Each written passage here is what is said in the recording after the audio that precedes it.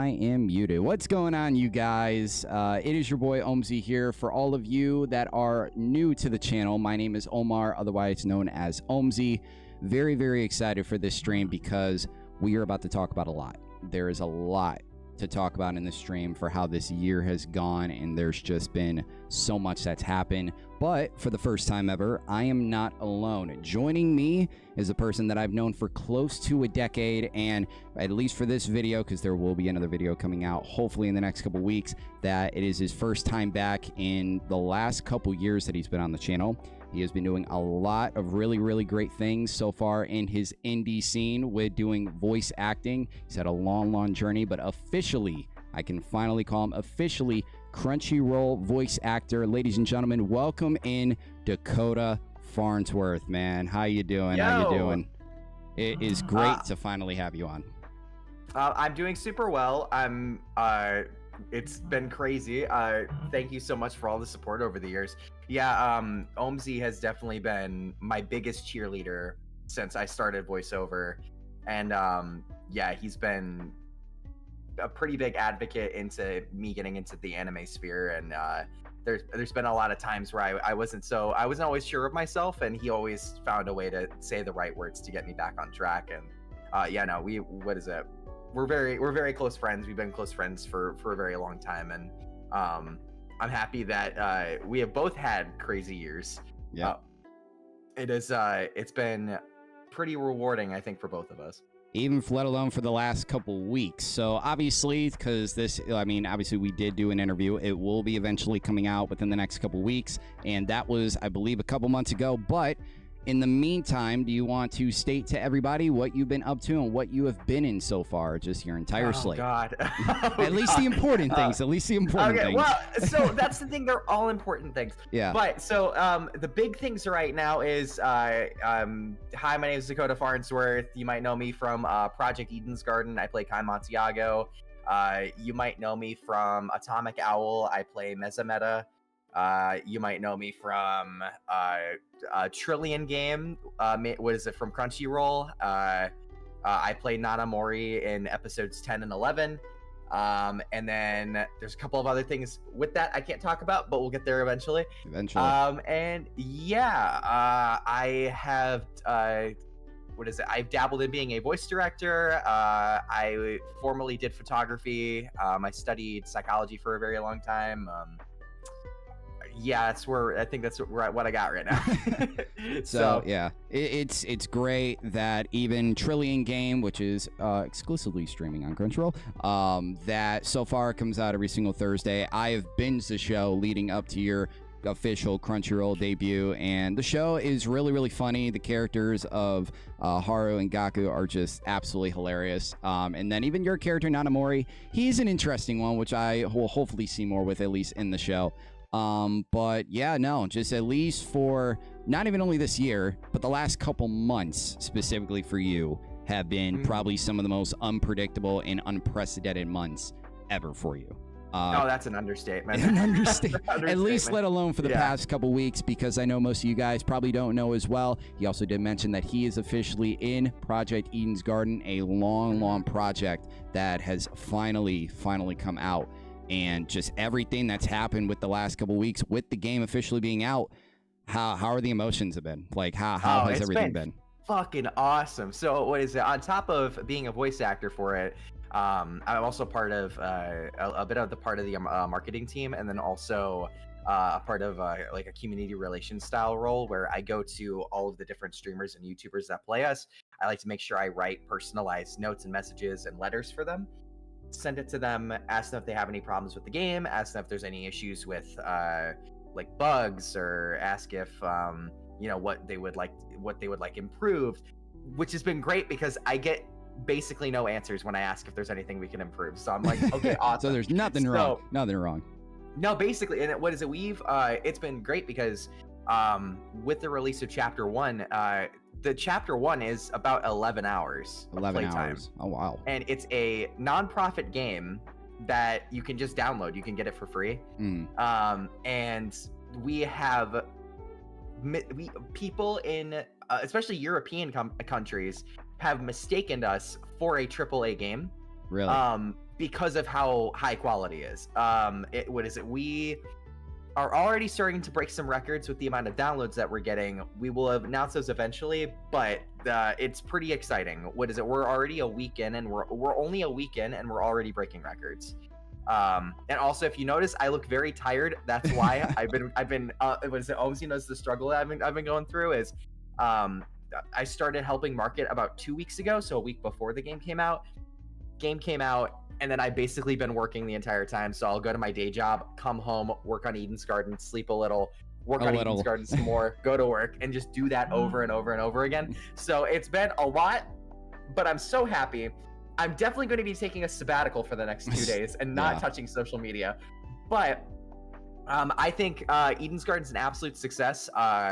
It will stay on the top of my resume probably until I get something just absolutely astronomical on it. But no matter what, Kai Montiago stays on my resume, no matter what. And and just at least with the Kai Montiago character, the amount of times that you said he is literally you, and number one, at least with you getting a lot of pink-haired characters getting cast. Yeah, that's my typecast is colored-haired characters. Colored-haired. Yeah, so Kai Montiago, it hits me in a pretty personal spot. What is it? I won't get into the specifics. I think it's better if people see it. Yeah. Project Eden's Garden is very prided on the idea of show, not tell.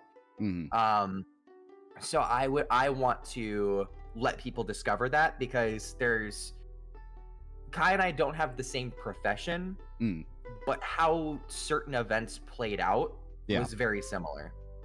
And I think it's a perspective on life that not a lot of people have. And the reason I say it is because when those things were happening to me, it was very rare when I ever received benefit of the doubt.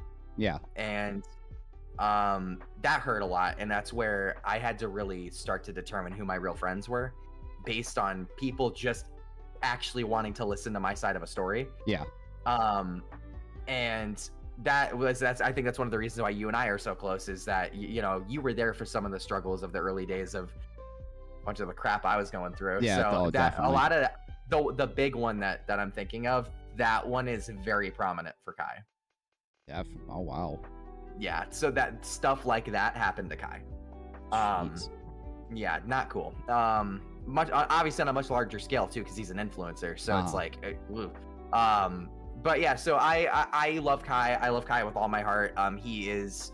I was actually just in a call earlier today talking to some fans about him, and they asked me how I base the character and how the performance. And I base the character off of, at least how I portray him, off of Shaggy from Scooby-Doo. Okay, yeah, I can see a little bit. Yeah, it was how like off the walls, like screamy and cowardly. Very eccentric, Yeah, very eccentric. What is it? When I was given the audition, they told me to do a like a surfer dude style character mixed with Valley Girl. Okay. And the first thing that came to my mind was Mean Girls. So I was like, okay, I need to play a character. I need to play him in a way that I would believably see him in a Mean Girls movie. And so there was that, and then there was another character from Phoenix Wright that I based him off of, because the character, his last name's Butts, and it's Phoenix Wright's best friend, and he always finds himself in really bad situations, and he always ends up making them worse because he opens his fucking mouth. so Kai does the same thing, where he in a different way, where he is a very smart person, but the way he words things makes everyone think he's stupid. And so I got a lot of Larry Butts energy from that, and I think I think those three were very large contributors into what I was trying to do with Kai. Obviously through my 75% of what I threw in there was my own. But I wanted to make sure I was grabbing that energy from somewhere, because I didn't want it to be random. I wanted it to be concentrated and intentional. Okay. And at least just because I am maybe hopefully thinking about playing the game. It's just at least obviously please do. Yeah, it's like, Please and even do. also I've never played a download number. You're gonna make it go up one, and I love that. I've never played a I've never played a Danganronpa game ever.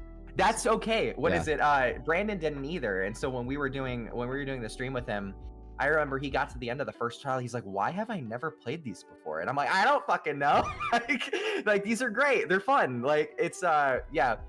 The way that I've described Danganronpa over the years is imagine solving the most banger murder mysteries with dubstep blasting in your ears. It's great. I love it. That's basically Danganronpa. And then also the murders are incredibly complex to a point where when you're solving them, you just feel like a genius. You feel so smart going through it. It's really great. I love the Danganronpa series. I love that we've taken Project Eden's Garden, based a lot of the base is the same, but it's its own universe. It's its own mysteries, own characters. It's not connected to Danganronpa in any way. It just has similarities. It's more of a parody than anything. It's like, what is it? I know we call it a fan game, but I think it's more right to call it a parody than anything, because it has nothing to do with the other thing. It doesn't have anything to do with this thing over here. So I'm hoping that what is it? I'm hoping as we move forward, which a lot of people have already said it, that we've been blowing Danganronpa out of the water. Yeah. When I was saying earlier that in European countries, what was I saying before about that? What did I say about European countries? What is it? Yeah, I said something about European countries. There was something relevant to that where they were mistaking us as a AAA title. There were people who legitimately believed when the game came out that we were Danganronpa 4. They just believed that. They just thought that from.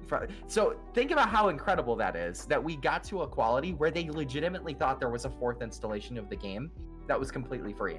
And that is the level of quality Eden's Garden is at. We've done so well at creating this thing that everyone thinks it's a sequel to a mainline thing that has been around for I think 10 years now. So yeah, I think it's pretty incredible. I'm pretty stoked about the whole thing. I think that we killed it. All of the voice actors killed it. Art team, writing team, directors, the visuals as well. The art style. Yeah, the visuals was that we have a live studio orchestra making our soundtrack. Yeah, that's crazy, right? So of all the things as well, there are so many things in this project. There's no way any other project that has ever been labeled itself as a fan project or even as a free project has gotten this far, has done half of the things that we've done. Like a live studio orchestra for a free fan game is unheard of. It is there's no way anyone else has done it to the level that we're doing it at. And that, I think it's incredible that we're making history like that. That is one of the things that just I'm so jazzed about every single time that we're working on the game, and that we're hearing updates about it, and we're seeing what all the creators are doing. It's just an incredible project. That's why it will stay at the top of my resume. It may not pay. We may not be getting paid as voice actors. But God, is it satisfying to see something that you love succeed so hard. Not even And just like, I mean, you told me the amount of time that there's so many hardworking people that are just working on all of these different things that make this come about and everything. And it's great to hear. It's great that for a project like this, and how much that not even only everybody else is behind it, but the community that you guys have built around this as well. The community is one of the biggest things with this that I've at least seen. That's the craziest thing. The community was always there. Before we were even cast, before Prologue had even come out, it was already a really big fan base. I think we had like 10,000 followers on our Twitter, and it was specifically from the trailer alone. What is it? The trailer alone got 1 million views. And that was just because of the level of quality that it was at. And if anyone's played chapter 1, you'll know that we actually not only have a new opening for the game that is supposed to replace the trailer, because the trailer was the original opening to the game. Now we have a new opening that is way higher quality. And it's still free. When I was doing the calculations as well, because I was looking up how much our anime openings worth, I was telling you this a little bit, but yeah, oh my anime God. openings are worth like $1 million, $2 million, and that's like a low budget one. Like if we're talking like a Jujutsu Kaisen level one, or Yeah, something that's really complex, it's probably like $3, $4, $5 million, something like that. definitely. So based on just the amount of 3D assets we have, the amount of moving parts, all the animations, all the things going on in our new trailer, in our new opening, that thing is definitely worth at least $2 million. Because as soon as you start adding 3D models into animation, that's when a lot of the money starts to go up, because 3D modeling costs a lot of money. Oh yeah. Instead of just putting 2D figures or 2D like PNGs and moving them, at least with doing that kind of rendering. Yeah. Blue Lock. Oh my God. Did you see that? Man. I want to watch the show. I've heard the show is fantastic, but the PNG thing, I was like, oh boy. That's gonna be one, like, I don't want to get sidetracked. That's just one of the biggest things that I've been seeing, not even only in my feed, because number one, I don't watch the show. I haven't watched the show. To be honest, I don't even think I will watch it for the certain stuff that I've seen. Oh my God, there's one certain scene which I will show you off stream, but oh my God, you're gonna be like, is this even still soccer? Is this even still remotely about soccer? But I will definitely show you about, like, I feel like show it you has that to after. be. I feel like it has to be. Dude, the stuff that you've seen, like the effects, like yeah, the effects are something else. The scene that I'm gonna show you, you're not gonna know what the F is going on, and the animators in their mind, or just maybe even in the manga. Is it the one where all the PNGs are just sliding back and forth? Oh, and then no, there's the guy kicking and it's like zooming in on it. Like, yeah, there was some really bad animation on there where I looked at it and I was like, this looks like a high school like slideshow. It's a PowerPoint. Literally, everybody saying it's a PowerPoint. Yeah, it looks like a PowerPoint. Yeah. And it's just, no, the scene that I'll show you, it's somebody making a goal, and I wish it was simple as that. But the scene that I'm going to show you, be like, first of all, it's not even only the scene, but the dialogue, the actual subtitles on what they say. I'm curious what the dub is going to say, if the dub has already came out with this scene. I have no idea. But other than that, because Blue Lock is another freaking story. No, there's just been a lot with Project Eden's Garden, and I do hopefully intend on checking it out. I'm just hoping that, like, even also the same thing with Schmitz, Brandon, that I also don't get spoiled as well, because I feel like it will also be a story that I also could get invested in. I've only seen little bits and pieces from, obviously, I mean, Schmitz's stream, which I want to check out, but I mean, if I don't end up, like, maybe I wouldn't mind, at least, even if I see his stream and everything, and if I, like, see him get to the conclusion or anything else, I don't mind playing it, because I'll still have enjoyment with it. Now, Chapter 2, on the other hand, are they working on Chapter 2? Because I heard approximately maybe a year from now it could be coming out. I can't say shit. Had a feeling. I thought I at least throw it out there. That's a big thing, is like, so on cast, I know personally, and I think it's because I've just kind of earned my stripes on the team, because I've been asking to help so much, and I've been kind of putting my own work in. Yeah. They have trusted me a bit more to know some of the things that are going on behind the curtain, but there is a lot of stuff that is still, like, blocked off to me. Like, I'm not allowed to know certain things. Definitely. It doesn't matter if let's say my character died, like, I don't think I would still be allowed to know those things. Like, I think it is that cut off of, like, you're just not allowed to know these things. Okay. Which is fine. I'm totally fine with that. But yeah, there's as far as development of Chapter 2, if I had to guess, because I really don't know what's going on behind that area of the curtain, I can't really give too much of an input on it, though, because I don't want to get in trouble. Yeah. I know that they have been working for the past 2 years on this. Yeah. Nonstop. Like, new assets, new 3D models, new songs. There's an entire soundtrack just for Chapter 1 by 2 composers. So one composer has like a 12 song soundtrack, and the other one has like a 15 song soundtrack. Like, Okay. there's a lot of content. So they're working on it separately, though. They're working on their own stuff So separately. they work separate but together. So there's tracks that like Hayden will put his name on, and then there's tracks that Robbie will put his name on, and they consult each other to make sure that they match and they mix together. Okay. And that way that they're not breaking the theme of the game. Robbie does a lot of the orchestral music mixed with like the high pit, like the dubstep and all that stuff. Yeah. Hayden is very specifically a lot more along the lines of the electronic style music of so Hayden is typically the one making a crap ton of the trial songs, and then Robbie is making a lot of the moody aesthetic pieces for the environment, for specific scenes. Like if you ever hear like a violin in the background, it's most likely Robbie's. Okay. So they both have their own styles, but they mix so well together that you really wouldn't be able to tell unless you knew them. Okay. So that's where, yeah. So they're working a lot, and so what I think is that based on the fact that they've been working, everyone's been working for 2 years. Like as much as I've been working a lot as a voice actor and also trying to make sure that the game is marketed well, these past 2 weeks they've been doing this for much longer, much more extended period of time. They've had meetings every weekend for the past 2 years, and them just going over, okay, what are we gonna do next? What are we gonna do next? What are we gonna do next?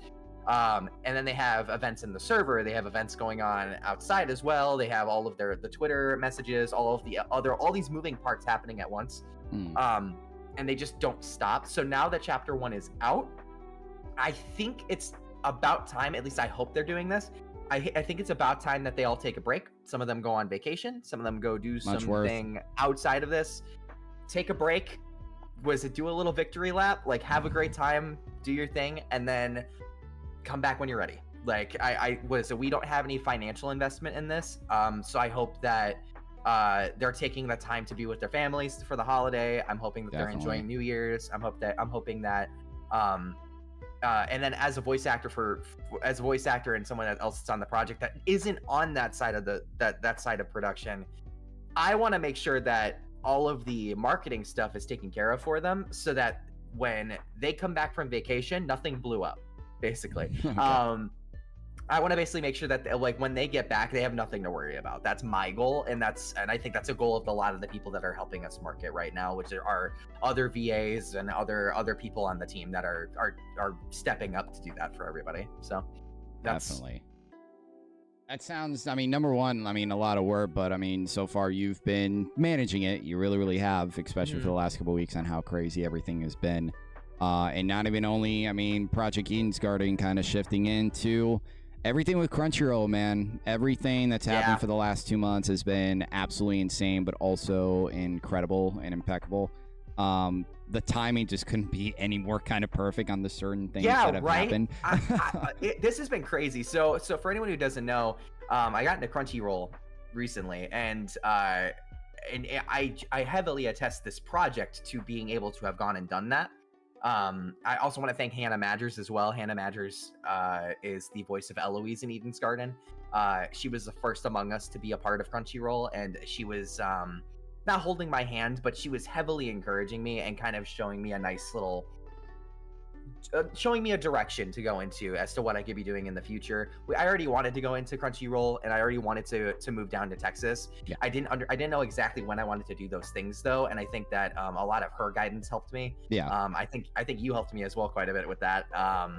And I think it's been incredible because I had a plan to move down here and try and spend the entirety of 2025 trying to get in front of directors at Crunchyroll. Mm-hmm. And then in 2026, I was hoping that I would actually be contracted. I got contracted within the first 2 months of being here, and I'm like, that's incredible. And mm-hmm. I really don't know where the future leads here, where the future goes from here. Yeah. I hope it goes. I mean, you and I both know where I hope it's gonna go, but yeah. Either way, we'll hopefully get to that. yeah.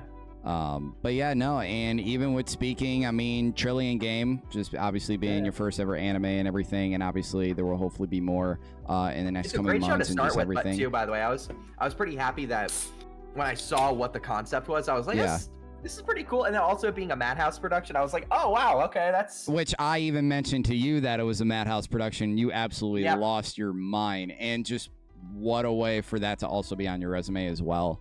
Because Madhouse is obviously, I mean, made some of the biggest anime names of all time with obviously Death Note and Hunter x Hunter and just so many other different names. Hunter x Hunter, Trigun, Hellsing, a lot of big ones. And with even you being a big Death Note fan, like that's just even. That's one of my favorite TV shows. That's one of my favorite TV shows of all time. It used to be in order. It was Lost, Death Note, and I forgot what the third one was, but it doesn't really matter. What is it? But now. Since watching Breaking Bad, now it's Breaking Bad, Death Note, Lost. Okay. Forgot you were watching. Well, then again, you also have to finish up AOT. You know, I know. I know.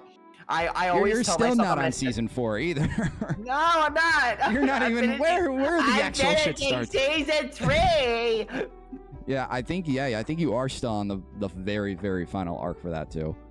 Yeah, so it's I'm excited. I'm excited to see what happens there. I don't have a lot of time to sit down and do things, and when I do, I tend to more gravitate towards, hey, I haven't seen my friends in a while. I'd like to go hang out with them, or I have this audition sitting over there that I really want to work on, so I'll go work on that, or damn, I haven't played that new video game that I wanted to play. So I just don't have a lot of time to sit down and watch anime. Yeah. Like I'll watch it for research, and I'll usually watch like sitting down with you to watch Jujutsu Kaisen. It was nice because I could I'm spending time with you, and also we're sitting down and doing this thing together, and we're watching anime, and it's great. Yeah. Which I love anime. I just it just the amount on my plate recently, it's just not been the most inviting. That. That's why I try to do all that way before, let alone like way before even Crunchyroll even happened, but just still way before even taxes happened.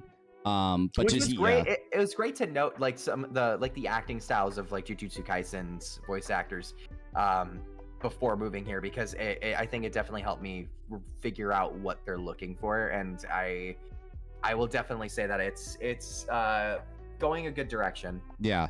And I mean, we watched shows from obviously first Mob Psycho, then we did Chainsaw, back to My Hero, and then obviously JJK. So we watched a lot of shows, and a lot of shows that are going to be the future. Like, oh my God, Chainsaw Man.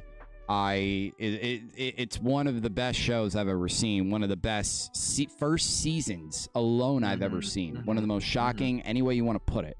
And that budget must have been fucking massive. Like, remember I said that 3D modeling is huge in the budget? Yeah.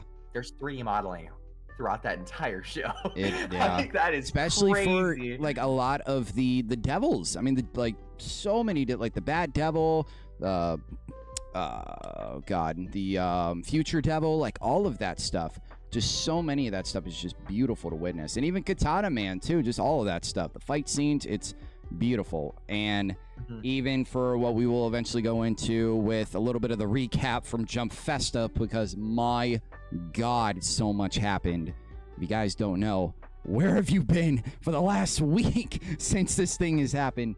But they've been playing Eden's Garden. They've been playing Eden's Garden. That actually might be the right answer too. Actually, it's funny because it might actually be the right answer. It's on Steam, right? No, actually, it's on itch.io and GameJolt. Make sure to go play it. It's free. Play the game. It's free. It's free. Play it. Do the thing. You don't spend money. We're giving it to you. 11 hours. Yay. And it, like, well, not even 11 hours. It's actually like 15, because if you count the prologue, which is 4 hours, 15 hours in total. 15 hours of gameplay. That's the same length as The Last of Us. What? Really? Wow. Mm-hmm. I don't know why almost. I feel like... So it's 2 hours less. What is it? First Last of Us was 17 hours in playtime. I don't know why I feel like, because I mean, I think Schmitz has only done about 2 streams so far with Project Eden's Garden, and I think at least maybe clocked about 3. So I assume he's probably at least clocked at least over 3 to 4 hours each stream. Yeah. So the difference is also is that Brandon's also stopping to talk to us. So it's me, Tozu's VA, and then Jean's VA are also in the stream with him, and so all four of us are just talking and making jokes. And there are many times that we stop playing to talk about a topic, or or someone in chat says something funny, and so we all laugh at it. So it's taken more time, but we're enjoying it much more because we're taking our time with it. Yeah, so I mean, you guys are doing commentary and just going through it. I know that when we play the trial, so Brandon has never played a Danganronpa game before. The prologue chapter took most people in the trial phase, took most people about an hour and a half. He beat the trial in 30 minutes. And it was his first. I remember sitting there like, what? he guessed the entire murder pretty much right when he started the trial. And so he all he had to do is just connect the dots in the trial. He was good. He already knew everything. So he wasn't wrong on the first go? Wow, that's crazy. He was completely right about the whole thing. He pretty much throughout the investigation he was putting it all together. So I already knew he was close. Yeah. And then when he finally put it all, like when he like packed it all up, we're like, oh shit. That's a dude that pays attention. Yeah, his level of perception's pretty crazy. And I remember me, Kevin, and D, which were the other two voice actors, we were sitting in call listening to him talk while he was streaming it, and there were things that he was theorizing about what's going on, and we're like, holy shit, that's right. Holy shit. like we're like, what the fuck, he's never done this before, what's going on? Yeah. What's going on? And we're waiting for him to beat chapter 1 to basically say, Brandon, you're the ultimate detective. We have fully come up with that all of the characters have ultimate titles. We think you're the ultimate detective. You're just the way ultimate too perceptive. detective. You're just way too fucking perceptive. Like he's gotten so much right based on just intuition alone, and we're like, holy crap. He's smart. He's a very smart cookie. Especially because like seasoned veterans of Danganronpa struggled with the prologue chapter. Wow. Because the way that we formulated it was just so different from what the games have done before, and it was nothing. So no, he's just great at it so far. And I mean, I wonder at least how much more he has left to go. I don't know if he's halfway through. I haven't been keeping up recently. He's about halfway. Okay. What is it? Well, technically. So he hasn't started the trial yet. He's doing the first victim hasn't happened yet. It's about to. Okay. And then shortly after is when the trial will start. The trial itself is 4 hours. So I told Brandon, if you're going to do the trial, do it all start to finish. Like, just get it done. Because you're going to forget things. I know I did. I know a lot of us did when we were playing the chapter. Hold on, it's getting very dark outside. Was I know a lot of us didn't have that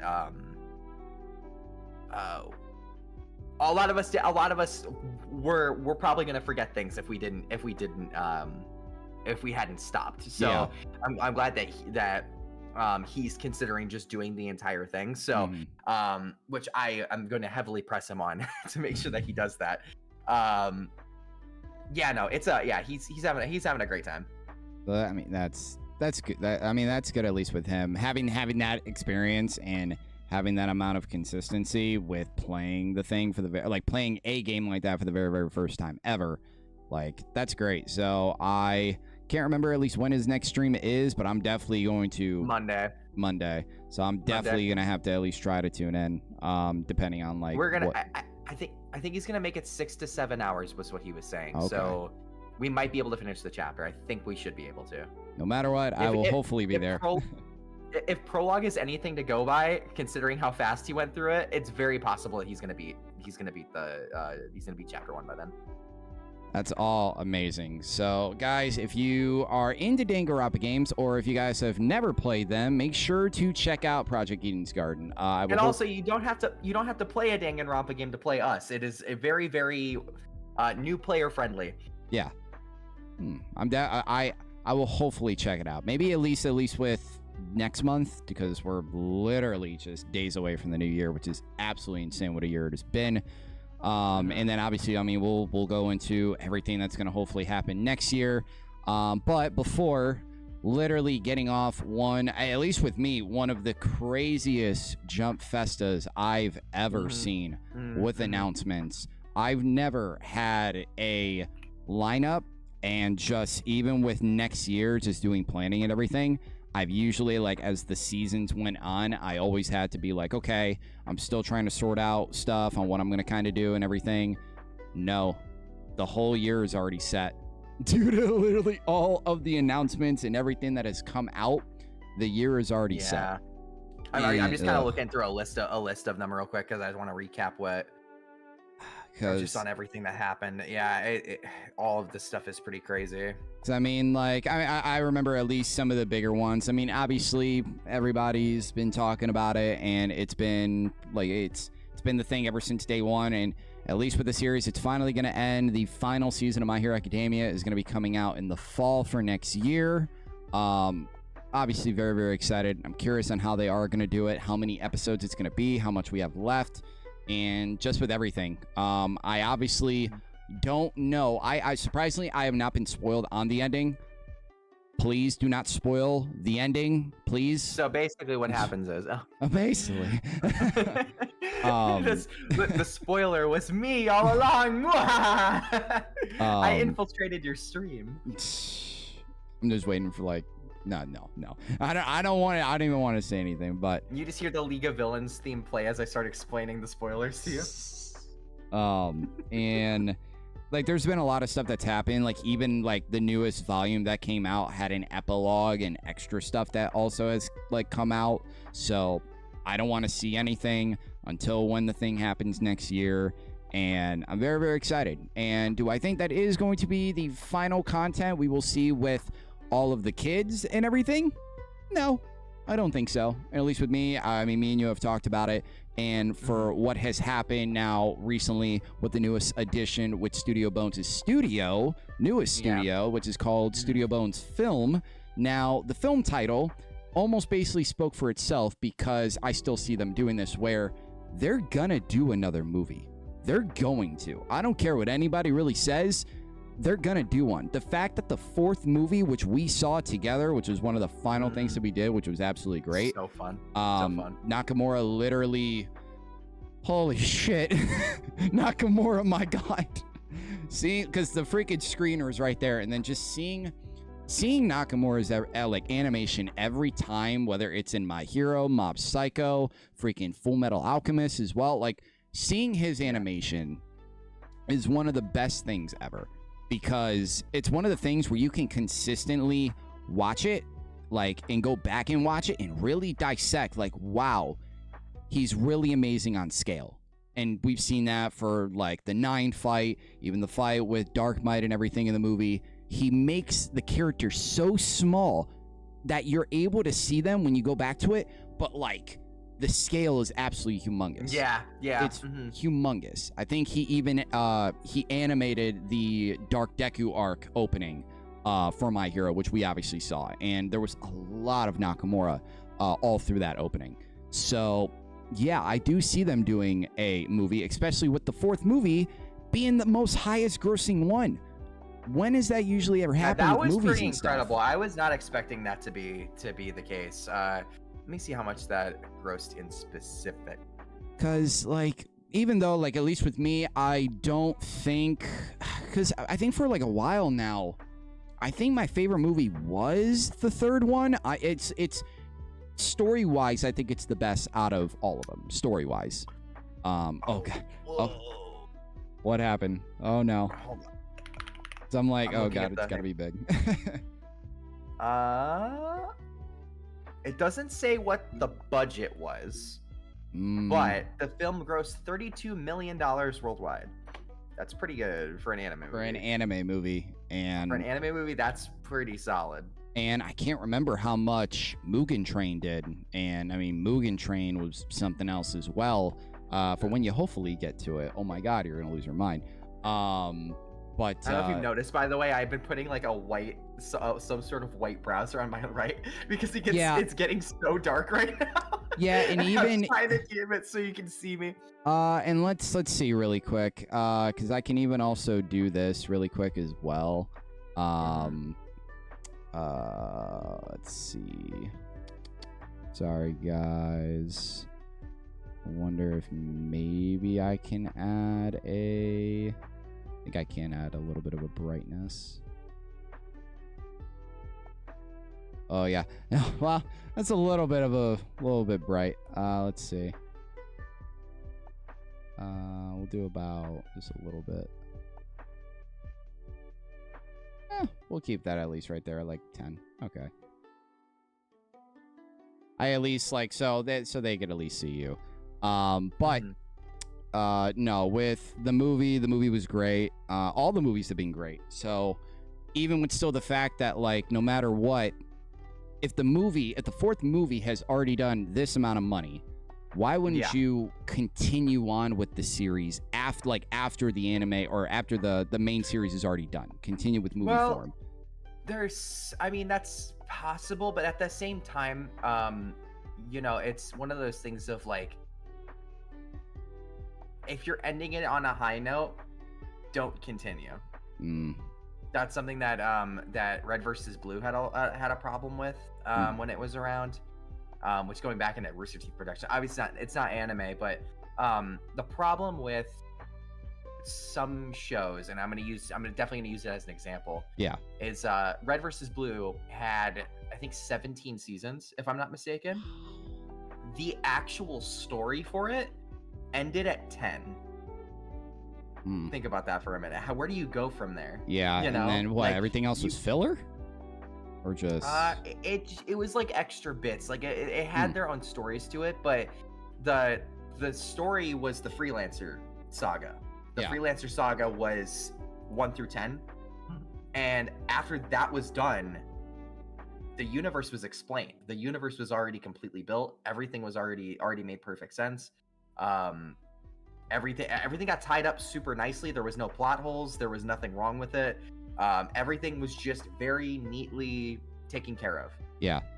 But they just insisted on keep going with it. And they actually even said that as long as people want Red versus Blue, we're just going to keep making it. And I'm like, why would you do that? Like, no, as much as people want it, it's like, it doesn't mean it's going to end well. Because if you end it on a legendary high status as season 10 ended it on, then you are solidifying yourself as this legendary project, right? Yeah. If you keep going after that, you are destined to water it down. Yeah, and at least with me, because what I'm only saying, at least with movies, I'm only thinking they're only going to do one more, and I think one more is at least appropriate because yes, I'm with that. Okay, because Your Next definitely should not be the last movie. I don't think, but I don't think that there should be like 4 or 5 after. Oh God, no. I think maybe one finale movie that maybe ties up some unanswered question. Yeah. Something about the universe that hasn't been explained yet. Maybe I haven't seen the recent seasons, so I don't know this. Yeah. What if the last movie was about like the origin of the One for All user? Yeah. Like what if it was like a whole 2-hour movie on his childhood, on what his upbringing was like all of these things. I'm sure the season's probably going over a bit of that, but it'd be cool to see it in a format as big as a movie, and maybe Deku takes the sidelines for that movie, and it's just about someone else for that movie. See, because I think like you can have that type of stuff, I think, in a movie, and I could see it going one or two ways, at least with the movie that I would do. No matter what, everybody wants to see them as adults. Like everybody wants to see them as that. Now. Oh, so you're thinking like maybe having it be what is it? The ending being that they're all adults and they're going on a mission afterwards or something like that? I would say, I mean, it's tough for me to at least say because I haven't read the manga. I don't know the ending. I have no idea what's going to happen with Deku and One for All. I have no idea. Like even let's say like if he is going to keep the quirk or not because he is the last one and just anything else, I have no idea. So there's one or two ways that I would maybe do a movie. The first one, and I've talked with you about it too, especially now that it has been announced that I think a Deku and Skycrawler crossover would be insane. And I think a lot of people would want to see that. Like a team up movie, like that would be great. Because I mean, I know there's something in the manga, I think. Like at least with Skycrawler, but I'm not too really kind of sure because obviously I haven't read it, but maybe we'll see what happens next year. But no, like seeing them two on screen together, my God. And even just, I mean, we'll go into other stuff, but that's at least like depending on what kind of story or anything. But the other thing, the second idea that I would have, because with all the villains and all the characters that you have introduced quirks with, all the different quirks that Horikoshi has come up with, think of one thing that you've even talked about and other fans have even talked about and speculated about with number one, the second user, and what it involves around with. It's 2 words: time travel. So imagine a villain that has the ability to travel through time. Just saying. Yep. And obviously, well, I mean, we already have a time traveling. Well, technically a time traveling character, and that's Ares' quirk. We don't know completely what Ares' quirk is yet. I bet it's something to do with time travel, because if she's able to basically keep recovering you and keep putting you back at square one, that sounds a lot like time travel to me. I don't really think that it's time, because time travel, I'm just talking about the actual setting, not the actual person, unless her quirk is able to be modified. I think her quirk will develop to that. I think it's going to develop into her being able to time travel. Because the way what they were talking about is that it basically turns back time 2 years, like starting value, basically, right? Something like that. I'm pretty sure. At least there's something that I could say in the season that I can't say. Goodness, I definitely have to catch up. So like I'm speaking from a season 6 perspective. So but I think that when I saw what Ares' quirk was, and I had seen the manga panel of all of the users, I went, okay, you're looking at him. Pretty damn sure that's Bakugo. Even when you were at the movie that night, Heroes Rising, because they showed that like scene with like in that silhouette. And then season 4's ending came out, and but obviously, sadly, that has been all debunked. And obviously, it is not Bakugo and shit. Yeah, that's crazy. It looks like him. Why would he have the gauntlets? He looks eerily like him. This is broken. This is busted. I hate this. Now, if the character was actually played by Clifford, that would also be like kind of a little funny, a little bit. Now, if they were like, I mean, obviously, still.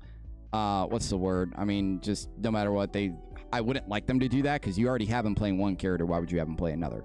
But like, wouldn't that be cool to kind of still like, I mean, minus Eri, and if that maybe does or doesn't happen, but have a villain that for some specific reason is time traveling to certain events in time in order to build something or do something for him specifically.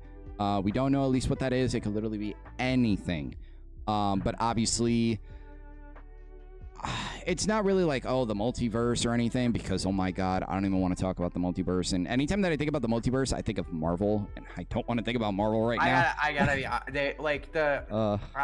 had that problem with DC as well, where like I hate. So the only time multiverse felt right to me was Spider-Verse. Every other medium that has ever tried it, I just kind of roll my eyes, because I'm like, okay, I get it. There's infinite possibilities, infinite universe. I get it. I fucking get it. Like, I get it. The problem is that when you're working with infinity, there is only as much as there's an infinite possibilities of things you can do. There's also only so much that is good enough to the point where it won't bore the shit out of your audience. Because if you're fighting infinity, how does that fight ever end in a believable way? It doesn't end. That's because as soon as you present the possibility that oh, I am in a universe that is in tow with every universe that ever exists. Yeah. You are basically saying, one, that this main universe isn't that important. You're also saying that you're gonna kind of just come up with whatever the hell you want, and you're just gonna bring in things that normally shouldn't be the case because there's parallel universes, and I don't like that. I think that's a cop-out way of writing. I don't think that that's like I think Spider-Verse it works because I think Spider-Man it's the way the universe is built around the idea of there being a Spider-Verse. I think that's a very important thing that's been developed into the story for so long. For like DC, it gets ridiculous. It gets ridiculous. Like they call it Crisis on Infinite Earths. Think about the scale of what they would need to do to make a story like that actually add up to the stakes involved. Yeah. Because it would really there's no legitimate way to make it in a way that it's still entertaining 50 episodes later. It's just going to get really stale. It's just going to be way too much. Way too much. And just, I mean, because I don't want to go at least within the Marvel, but Spider-Verse, it works because, like, the spider that is in there that bit Miles is not from his universe. That is the whole premise and the whole reason why we have the whole Spider-Verse. And all I'm hoping that is that we get that third movie, and I'm hoping that they just end it good, because if they do, it's easily, at least with me, my favorite trilogy of all time. Spider-Verse is absolutely something else. It's set the bar for animation going forward. But I would definitely love to continue this conversation off stream, especially with Schmitz, because we were talking a lot about Secret Wars and with RDJ and Doctor Doom, and honestly, what we hope doesn't happen, but it might happen. So we'll just at least save that. But at least incorporating, because obviously the fight, Prime All Might and All for One, we've never seen that before. We've heard bits and pieces of it, and obviously it's never been animated, or at least like drawn. Horikoshi has never drawn that. So imagine that if there is a plot that associates with a villain that has the quirk to time travel, and maybe he's doing it for a specific reason, the heroes band together and they maybe have to chase him through time for whatever he's doing, chase him through time, and maybe, let's say, Deku gets stuck in a universe, or at least in a time setting where you have Prime All Might taking on Prime All for One, and you get that freaking 2v1 Prime All Might versus, or not Prime All Might and already full-on quirked up Deku, whatever is going to happen after, against All for One. Oh my god, it'd be amazing. It'd be absolutely amazing. It would break, I think, at least if they were to do that, probably maybe would defeat the 9 fight. The only reason why I say the 9 fight maybe or maybe not could, because I mean, you got double One for All with both of them, which nobody ever thought they would see. But no matter what, I think that definitely they at least need to do one more movie. I mean, look at all these movies now, because Bones realizes that Demon Slayer is going to break records. Demon Slayer for the rest of this decade is going to break records. Their movie is coming out next year. Oh my god. The stuff that's about to happen next year is going to be absolutely insane. And not even only with that, Chainsaw Man is having their Rize arc come out in a movie next year. You've seen the trailer. I've seen the trailer. It looks... I actually have not. You haven't seen the... Oh my... You haven't checked out my text, have you?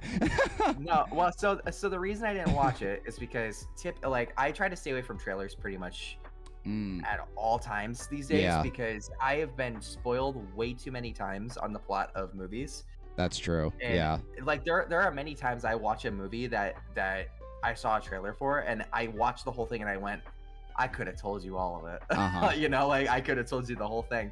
And so for that reason, I've stayed away from trailers. If people tell me about it and they're like, hey, it's super hype, I'll be like, it's cool, let's go watch it. So because it does kill it. It does kill the mood if you know everything that's gonna happen. Like, if I see like if I see a character in a trailer that is like climbing through a fiery explosion, And then earlier in the movie, when I'm watching it, someone holds a gun to their head, and there's like stakes of them actually shooting them. Well, I know the fiery thing hasn't happened yet, so I'm pretty sure they survive. You know, Yeah. so it's like you can kind of get some context clues based on what's going on in the trailer. Definitely. As to oh yeah, this isn't gonna happen because I haven't seen this scene yet, or I haven't seen this or this or that. So it's yeah, that's the main reason why I don't like trailers on that front, is because it ruins the stakes. Is it a main difference between anime and like in-person trailer, if I would say, like real life trailers or like live action trailers? Because I feel like there's a difference, because like I gotta be honest, Dr. Stone did it to me. Dr. Stone did it to me. Oh wow. So do you care if I tell you what one of the trailers was? Was it season 2, season 3? It's for season 4. Season 4. I may or may not be getting back into the show. We'll just have to wait and see. We'll probably just maybe. Again, it's in the trailer, so it's like okay. Then again, at least with you oh god, if I know it is in the trailer, because more than likely, at least with some of these shows, I probably won't check out the trailers now. Specifically with some, with like let's say like Chainsaw Man, obviously. I don't know what they're saying. I can't read freaking Japanese. I can't read what they're saying. And even the stuff that they're showing on screen, I won't know what the hell is happening. But I get completely at least what you're saying. Trailers have ruined that. Not gonna lie.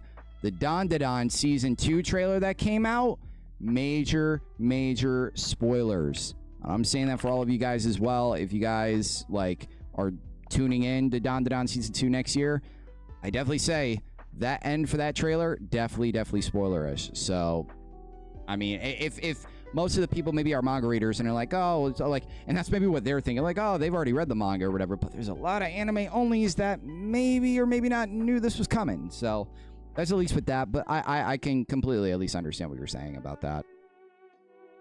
Yeah. It's like.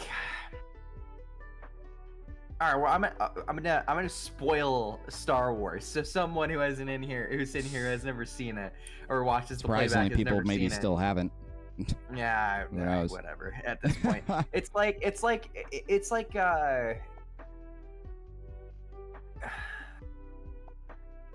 what? Damn it! I'm having trouble coming up with a good example. Luke, I am your brother. Yeah, right. Yeah. Imagine if in Empire Strikes Back they had They had the Luke, I am your father in the trailer. That's how it feels sometimes. I'm just like, why did you tell me that? Yeah. why? Oh shit! Look who pulled up. Who? Who we got?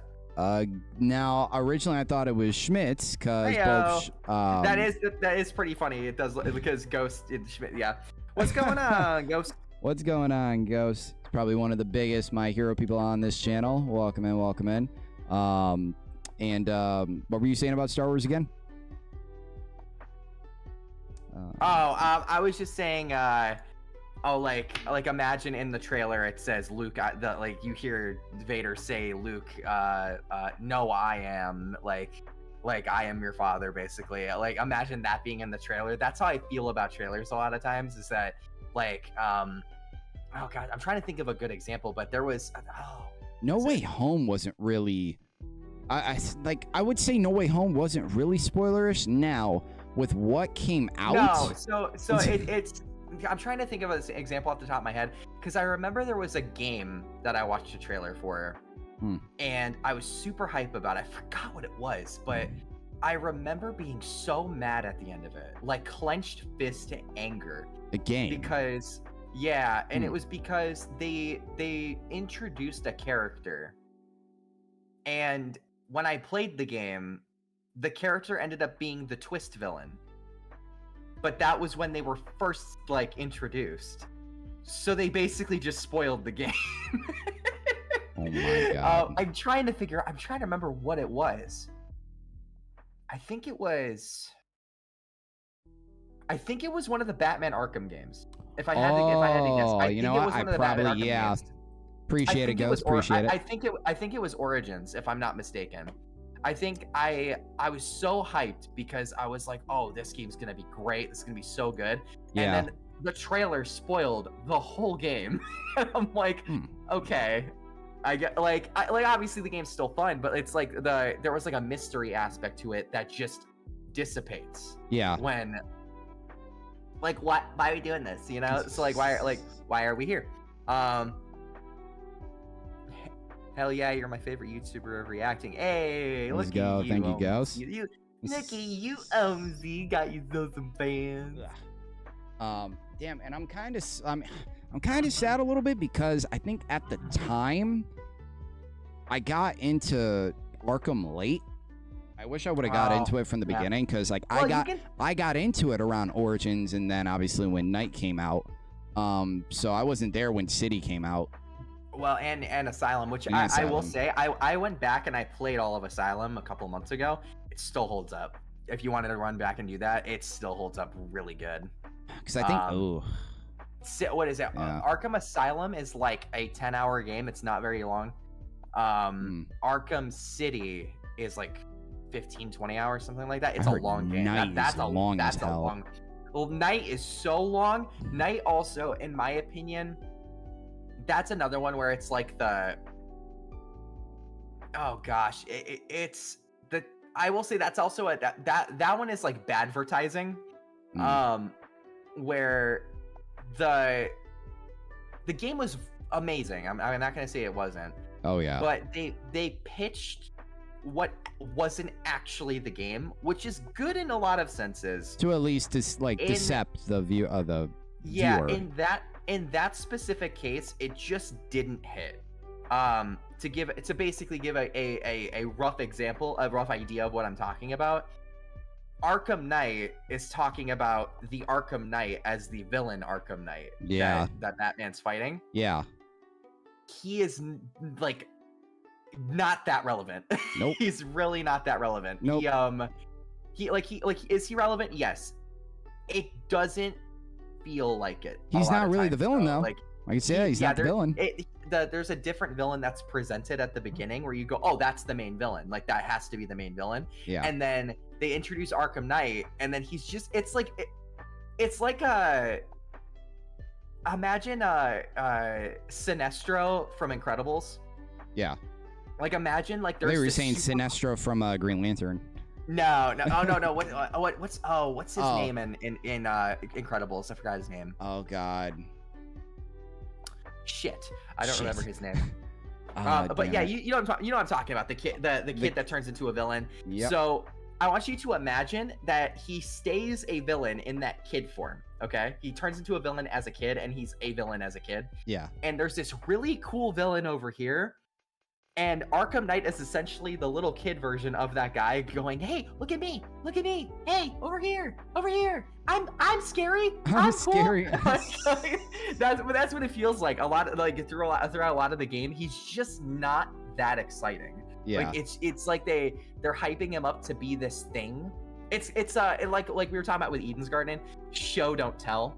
Yeah. That was a very bad example of tell don't show, where they say, oh, this guy's super scary and big and bad, but then you barely see it. So it's like it doesn't really matter, you know? Like there are times that yes, he has good moments, but like comparatively to this other character, it's like, get out of here. Go. Yeah.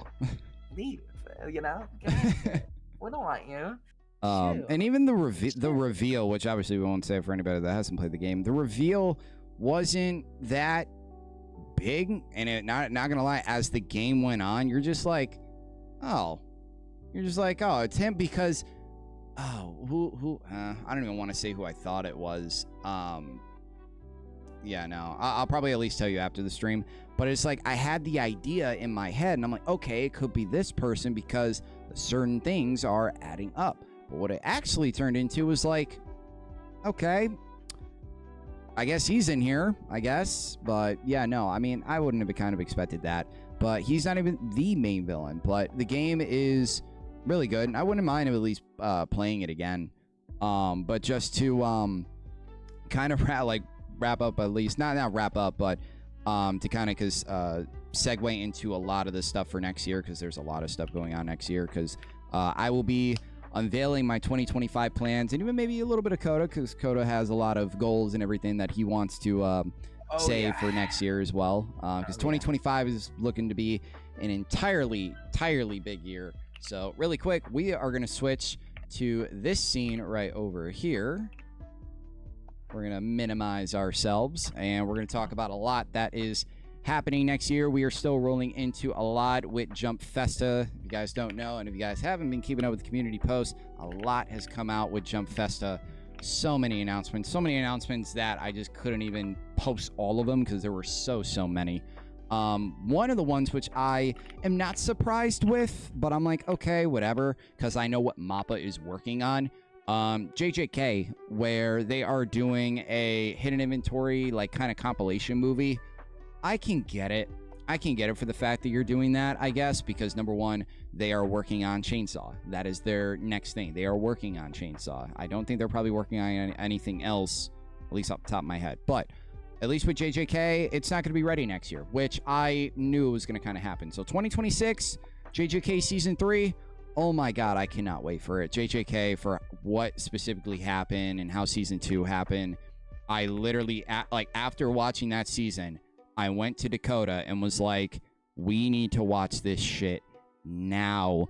I need to show you this now. So much that I wanted to show him, I literally downloaded all the videos, all the episodes, and I got rid of all the dimming, because watching that back and everything, there is a lot of dimming in the original cut of like all of that. There's so much dimming. We saw it a couple of times. It kind of unfortunately made it through some of the edits, and I was like, this already feels super dark. Like, how much more dimmed was this? Like, there was so much. Like, even a lot with the Toji and Dagon fight, there was just so much. Because I mean, I get that you want to show, because I mean, first of all, Toji, at least with me, top 3, top 4 character. Toji, if I am in a room and Toji walks into that doorway and I lock eyes with him, I'm not making it out alive.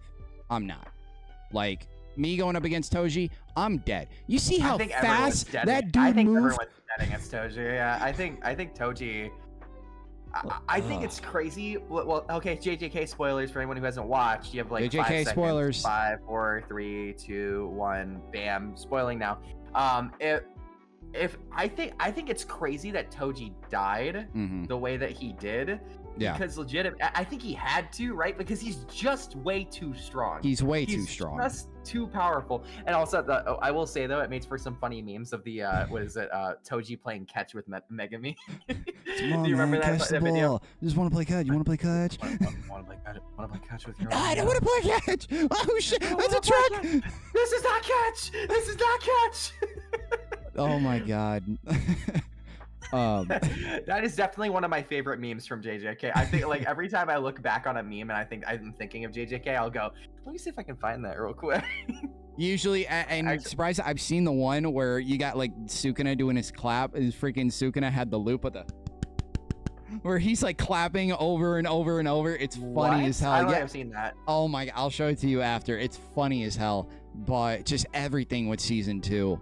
All the animation, even the remastered Maharaga versus Sukuna fight. I was on the floor when that was happening for at least going to 30 to I think got 30% finish, so going to 30 to 50. That's as much of a change as much you can get, especially where the animators were going through. That was an insane fight. That is definitely one of the best, actually the best in the series by far. And there's probably going to be a fight that's going to beat it in season 3 if they actually give a lot of time to it, which I'm hoping they do. Sure. But yeah, no announcement for season 3. More than likely, it's going to come out in 2026. I am really anticipating on that. But at least with looking at all the stuff coming out in 2025, and this is even my listing for 2025. These are all the shows and everything that so far I have listed for next year, and even this first one coming out in the next couple weeks. And I'd say it would definitely be a show that you would honestly love as well, and I know it's a show you definitely have heard of. It is season 2 of Solo Leveling. I have heard. Shit, I actually haven't finished season 1. I'm close though. The problem is the dub didn't catch up in time, so I've been like waiting for the dub to catch up a little bit more. I am on when he is outside of the big tower. He fights the Chimera, and then he's trying to get the medicine for his mom. That's where I'm at right now. Okay, okay. By the way, you said it was a slow start. That show fucking rules. I absolutely love Solo Leveling. And I'm just saying, at least for the fact that like it took, at least for me, it took a little bit, because at least when the point that you're talking about, that's probably the point where I'm like, okay, now it is picked up, because that's either probably 3rd or 4th episode you're maybe talking about. And yeah, that was when that's like episode 6 or 7. No, because even at the beginning when we were going through all the temple stuff, I was like, this is interesting as hell. That was when he was getting his ass kicked, but like after Yeah, they gotta build up the stakes, bro. They gotta show that he's weak as hell. You know, they gotta that's that show not tell shit. You know, like what is it? What is it? Yeah, I thought the hierarchy of like there being a leveling system based on how, or a grade system based on how strong you are with your magic. Like I thought that was really cool. I think that's a really great storytelling piece. What is it? You know, that stuff interests me though. Maybe for people who aren't as into world building are not as invested in that, but when I was hearing all the lore, I was like, oh, this is pretty cool. this is like real RPG shit. And instead of like us going to they're coming to our world. So, and just like for them being able to, because I think it's within, they said 5 years of this happening, because it's been a minute, and not gonna lie, I'd like to probably rewatch a little bit of Solo Leveling in order for me to get back with it. And with me, the animation, freaking fantastic. The animation and the studio that they work on with Solo Leveling makes it look very, very good. The only thing that, if I were to give it a gripe, I mean, it's an entire character study, and it is entirely focused on Jinwoo. It is like that. It is entirely focused on him. Any other person in the show, like I think even Beowulf or like anybody else, any other kind of rank hunter or anything, they haven't done anything with. Like they haven't done. Now I know season 2 is probably going to do a little bit more, but we can. Oh, I can't even talk about the ending with you. Oh shit. Okay, so what I will say. So I think I already know this. I already know the twist. I think I've talked to you about it before. Do you care if I say it? What is it? Okay, I figured this from the moment that he got the power, because he got the power from that big statue thing. The statue can't leave. So what I think is going on is that the statue gave him the leveling power, so that way his body can get stronger, and it kind of works like an all-for-one situation or a one-for-all situation where the statue has a soul in it that wants to take over his body, but his body isn't strong enough for that to happen. So I think the leveling incentive, the reason why he has to do it by the end of days, is to make sure that he does it. So that way his body is strong. No matter what, his body becomes strong enough so that this demon can basically take it over. That's what I think is going on. I think that the leveling is a trap, and Sungwoo is the final boss. That's kind of a good way to at least think about it, because I mean, literally, he was on the cusp of death and almost about to die, and all of a sudden, this little notification comes up, and it's like, "Hey, you want to play? Hey, you want to join this? Like, you're literally about to die right now, and we could give you a golden fucking opportunity." So maybe it was like an scapegoat out of that, but also secretly a trap in the long run. Yeah, because that could be kind of smart. Because it was a ritual, right? So it's this big ritual of like, what is it? They go into this room, and there's this huge ritual, and there's all this crazy stuff and shenanigans going on all around. I think that's exactly what they're setting up for, because there was something with one of the poems that was read in there where I was like, okay, I'm on to you. Okay, I'm on to you. And then they introduced the power, and I was like, well, this would only, like, he's getting it from this this tomb that no one's ever heard of before. So it must have come from the tomb. Yeah. There's this crazy thing that's smiling at him. Specifically him. It's just smiling at him, being like, ha ha ha. Yeah. Gotcha, bitch. Oh, yeah. And then all of a sudden there's this power that no one's ever seen before. So it's like, I think like it'd be crazy to think that that's not related. Yeah. And then if you really think about the sinister idea of like this big godlike figure getting into a human body and wreaking havoc, that's some Sukuna shit. You know what I'm saying? That's some Sukuna shit. Yeah. Yeah. I think that's part of it. I think I think maybe JJK prepared me for that theory. I think like as soon as I saw that, I went, "This feels very Sukuna-esque." Sung Woo's about to eat a demon finger, and he's about to get the powers. So, like, I could definitely maybe see that, and we'll just at least see on how everything goes. Now, I also think your theory for what happens in the end, because let me say, Solo Leveling's ending for season 1 really, really picked up, and it made me so hyped for season 2. And I know it's only around the corner, but well, and there's that movie too. Have you seen it?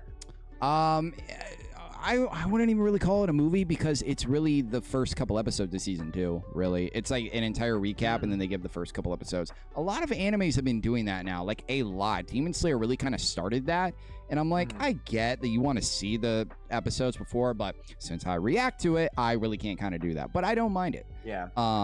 But yeah, so I assume you're talking about Mugen Train. Mugen Train was just the first couple episodes of a season. Is that what you're trying to say? So not really that. So when Entertainment District, I think Entertainment District was about to come out, either that or the Swordsmith Village arc, whichever season for Demon Slayer, they showed the last 2 episodes of Entertainment District, which were all the crazy fights and like the ending of season 2. Then obviously a lot of these episodes, not all of the shows, but a lot of these shows have hour-long episode premieres. So they added that as a movie because it's an hour long each. Like the last 2 episodes were about 25 minutes each. So you have up to a span of an entire movie length, at least over an hour and a half.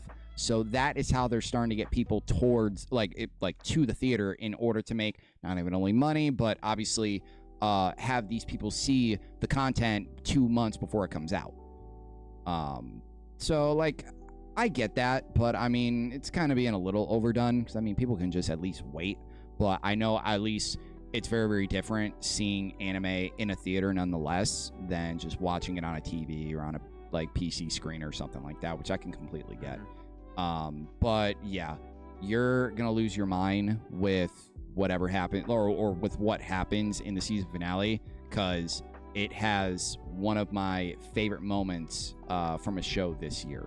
One of my favorite moments, and I'm saying moments because I'm not clarifying fight, shocking moment. I'm not saying any of that. So you'll eventually find out. Solo Leveling season 2 just literally around the corner. Cannot wait to see it. I know that even that's one of the #1 shows that's going to hopefully carry for the next half decade. But one of the shows that I'm not lying to you, Coda, and I would love to I need to watch this show with you. I really, really do. I'm curious on how they do the dub, but still, either way, this show is absolutely incredible, and that is freaking Mashal, man. Oh yeah, my God, oh my gosh. You and Kai might have to fight to watch that with me. I gotta be honest. Oh my God. Kai wants to watch that with me so bad. I'll binge it when I come to Texas. I don't care, dude. Like I don't care. When are you flying out again? We don't really know yet. We're either March or April. We don't really know yet because we're still trying to decide that. But either way, shoot for March if you can, because I don't know when the bachelor party's happening in April. Oh, gotcha. Yeah, but I would say do that. Mashal season 2. Mashal season 2 has already come out by now. It came out earlier this year, but I am finishing up the rest of it for the next couple weeks. Going for the rest of January, I will be finishing this show up. This show is by far the funniest anime I've ever seen ever. This show is so funny. It's basically Harry Potter the anime, right? It's what I've Harry Potter meets One Punch, because the character of Mash, he's really dense and he is the strongest person in the entire world. Literally. He's so dense, he's so lovable, he's so amazing. And you're gonna absolutely love every single. It's on Crunchyroll, I assume. Yes. Oh yeah. It's an absolutely amazing show. I am only 3 episodes into season 2. I have the entire next month to finish up this season, so I cannot wait to finish it up. There are a lot of really also fun characters, even Dot, Lemon. You're gonna love these names: Dot, Lemon, Finn, Lance. Like there's a girl named Lemon and there's a dude named Dot, like D-O-T. Like I don't know. Guy named Dot? Yeah, D-O-T. Okay. So there's a lot. I like that. That's quirky. There's a lot of stuff to look for in this show. Yes, visually, They're like visually, there's a lot of stuff that takes from Harry Potter, but story-wise, it's nothing like Harry Potter story-wise at all. And the way they do magic, and because you're probably wondering like, oh, what's that scar on his face? With the main picture. That's how they tell like the certain rankings with wizards and magic people in the world. Because you got people that are single liners, people that are double liners. So that kind of at least ranks with them. But the show is one hell of a watch. It's one of my favorite shows that I've watched this year, other than My Hero. It's amazing. Yeah, because I remember the opening. You got really into. I think you did it on. I did it. Video, yes, right? I think Okay. I was like, yeah, because I keep hearing about it. Like, I remember I first heard about it. Sean was over laughing his ass off. And I did not know why. I was like, what the fuck is wrong with you? And he goes, and he's like, dude, Mashal's hilarious. And I'm like, what the fuck is Mashal? And so he starts trying to explain it to me. And like, what is it? Like, you know me, like, again, you know me, like, I just don't have a lot of time to watch anime. So I was like, okay, like, I'll look into it. And then I remember Kai came up to me like 2 days later. He's like, Dakota, have you seen that? And I'm like, no, but Sean mentioned it. Like, is it good? And he's like, it's fucking incredible. And Kai was, Kai is very chill, but when Kai gets excited about something, he really knows how to pitch it. Like, he really knows how to pitch it. And so he started talking about that. I'm like, okay, clearly, like, you two both have a very similar sense of humor to mine, so like I would assume I'm gonna like it. And then you started bringing it up, and I'm like, okay, I gotta watch this at some point. Like, I just keep hearing about it. It's like, so yeah. I'd rather like once, because by the end of January I will be finished with the show. Oh my god, watching this show with you hopefully is going to be, and I think this show, watching this, other than JJK was for a different reason. This on just humor and just humor alone is gonna be hilarious. It's going to be amazing. I can't wait to rewatch this show, even in dub. I'm curious how they do it in dub. Obviously, I mean, I watch the stuff in sub and everything, but very excited because they do hopefully have another sequel coming out. They haven't announced at least when it's going to happen, but they are continuing the series. This show is an absolute pleasure to watch, and I cannot wait to finish up season 2. But next, it is a long-awaited one, and I think you've seen it. I think you've seen it before. You guys, if you guys remember, it was on the poll last year. I was originally going to do this show, but a lot of other shows, including this one, it came in, and I was like, I got to watch these in order to prepare myself for 2025. But coming off just literally in, like, I think probably starting in February, right after, because this is going to be taking the place of Mashal. Guys, I will finally be starting Steins Gate, man. Oh my god, I can't wait. I cannot wait for this show. Yo, okay, that is one of my favorite anime. Yep. That is what Steins Gate is. Peak. Sorry, here I did this for peak. I went down here for peak. It's peak. Yeah, Steins Gate is another one of my favorites. That is, you're gonna have a blast. It's so good. It's a fucking ride, dude. I can't It's a wait. ride. It's so good.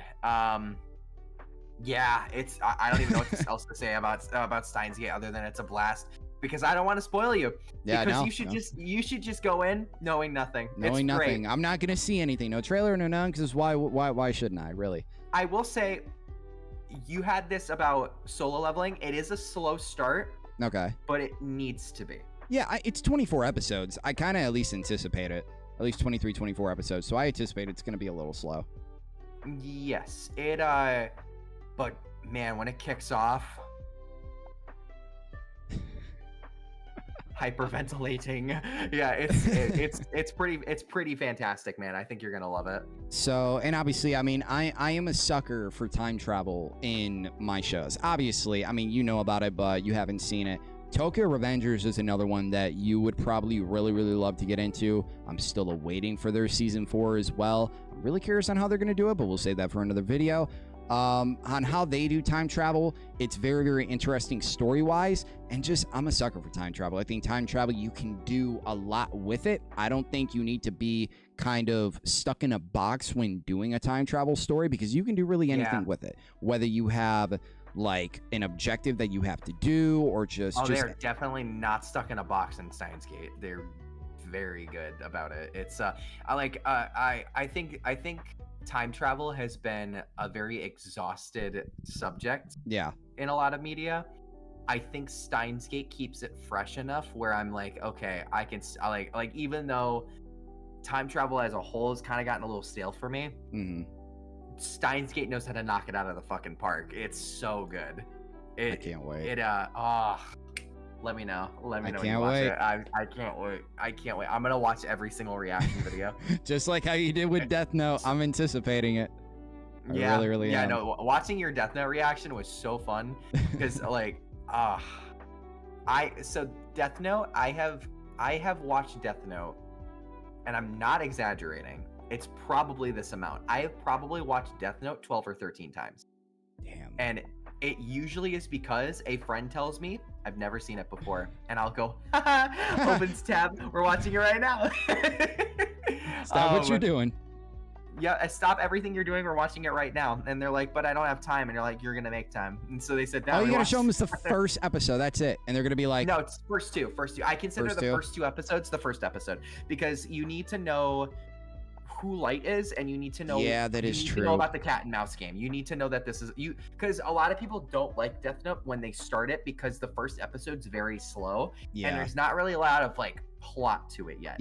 Like obviously you have the Death Note, you have this guy saying he wants to become the god of the new world. What does that mean exactly? And you really can't kind of tell what type of person he is either. Yeah, exactly. Like you can discern some things, like basically him saying he wants to be a god, so there's that. But at the same time, oh my god, flashbang. What is it? Yeah, I know. Yeah, I'm trying to fix the lighting so that way it's not like overpowered. You're good like that. You're good like that. This? Okay. Yeah.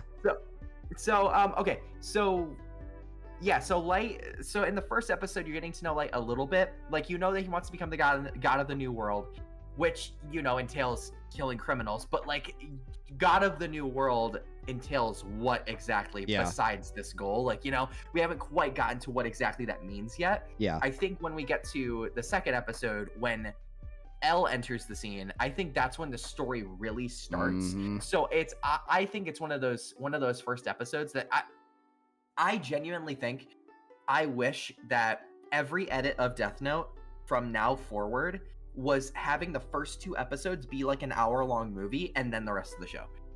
Yeah. Because I think it doesn't do the show justice to stop at the end of episode 1, because you just don't know the story yet.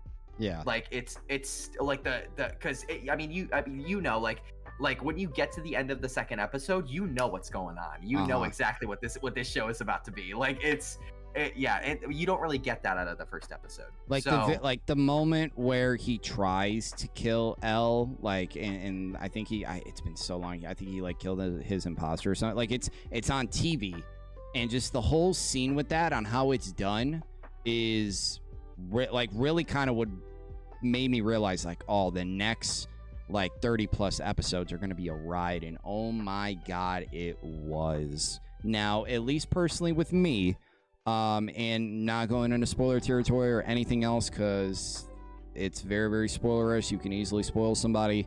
That everything else that happens after that thing happens, Coda, you should know what I'm talking. Like the entire story that happens after what happens.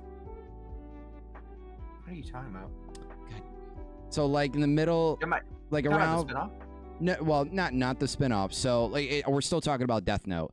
The big thing. The biggest thing. Got it. Okay. Yeah. The biggest thing that had the biggest freaking like made everybody so divisive about Death Note. Personally, with me, everything else that followed with the rest of it, I didn't mind.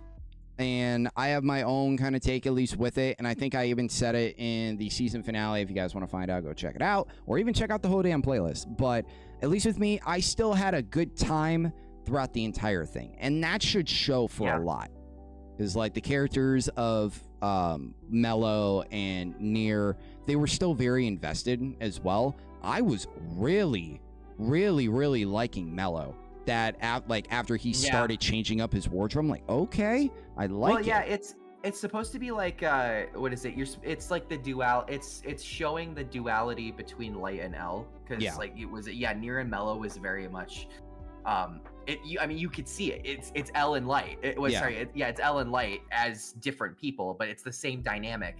I love that. I love it, but it's both of them to their extremes. So I really enjoy that aspect. I think Nier and Mello, a lot of people don't like them. I personally think that they were a very good choice. I don't know if the way that they executed it was the best, but I think them being in the show was a good choice. Now I know I just can't I can't say what I want to say because it's spoilerish, but I mean they'll just be at least for another day. But I really you're not really a book guy, right? I don't think so. Not really. So there is a book that I want to tell you about. It is called not L Changed the World. It's the Los Angeles BB murder case. Do you know what that's about? I don't think I've heard of it, because I know you were telling me about because I know you have one of the books that relates with Death Note, but I didn't. Yeah, I have two of them. So I have the Los Angeles BB murder case, and I have one called L Changed the World. I won't talk about L Changed the World because that's hella spoiler territory. BB murder case is a prequel, and it is talking about the hardest case that L has ever had, and it's so good. It is about, so you know Whammy House, how it has the house of detectives, right? Basically. So all of them are based on letters, and so they talk about some of the letters throughout the book. The one of the ones, the letter B, his name's BB. Okay. And he is the one that causes the murder that L has to go solve. And so basically two people being trained under the same detective agency, both going against each other. It is heavily theorized that, so basically the way that BB would kill is that every time he would kill, it would look like an accident. So let's say a car crashed into someone. Everyone would go, oh, it was a car crash, but there would be a bullet in their neck. Ooh. It's weird shit like that. And the whole thing, the big thing with that is the theory is that the way the L couldn't figure out how he was doing it. Yeah. How he was able to kill people right before they died. That's exactly what it was. He would kill people right before they would have been normally killed. The way they figured it out though was because when all of the Death Note stuff started, the theory was that BB had the Shinigami eyes. And so that's how he knew how it was all happening. It's such a good book, dude. It's such a good book. It's so good. I'm gonna have to steal it. I will give it to you. Oh my god, it's damn. It's so good. Death Note is definitely, I mean, Death Note's in my top 10 easily. I don't know at least where it ranks, but it's definitely in my top 10 easily. But Steins Gate though, oh my gosh, curious Richard on was where it's so gonna funny. go. I was watching one of Richard's interviews recently, and someone asked him. He was Richard with his squeaky ass voice. Love him. What is it? He's in an interview, and they're asking, what TV shows do you like? He's like, I fucking love Death Note. I just got into it recently. And I was like, no way, because I just don't expect that out of Richard. I don't expect Richard to go like, oh yeah, I love anime, but he does. He fucking loves anime. He loves anime. Obviously, loves cartoons. He's really into like stand-up comedy and improv and stuff like that. And so so hearing him say, he's like, I love Death Note. Death Note's one of my favorite shows. I was like, that's fantastic. Richard's adorable. You should meet him someday. But yeah, continue. Sorry. Steins Gate though, I guarantee will probably crack into my top 10. I have to do like an updated top 10 because I've seen so many shows, but no, Steins Gate, I'm very, very excited, and it's been a long time coming. It's almost as long as I've kind of wanted to see Mob Psycho or even Assassination Classroom. This show has been on my table for a long, long time, and I'm so excited to start the year off literally with a bang with Steins Gate. Cannot wait. It will be coming out hopefully in February, and it will go the entire way, all the way to the spring. Goddamn.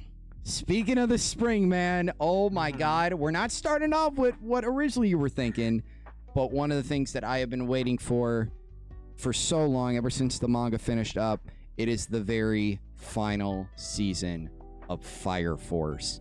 I cannot wait for this show. I don't think you've seen it. I don't think so.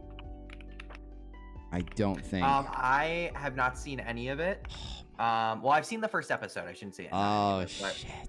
Oh man. What is it? I like the main character. Yeah. I think it's funny because you've seen Soul Eater though, yeah. So yeah, Soul Eater. It's in the same universe. I'm pretty sure. Right? Yeah. Oh, they've confirmed that. Yeah.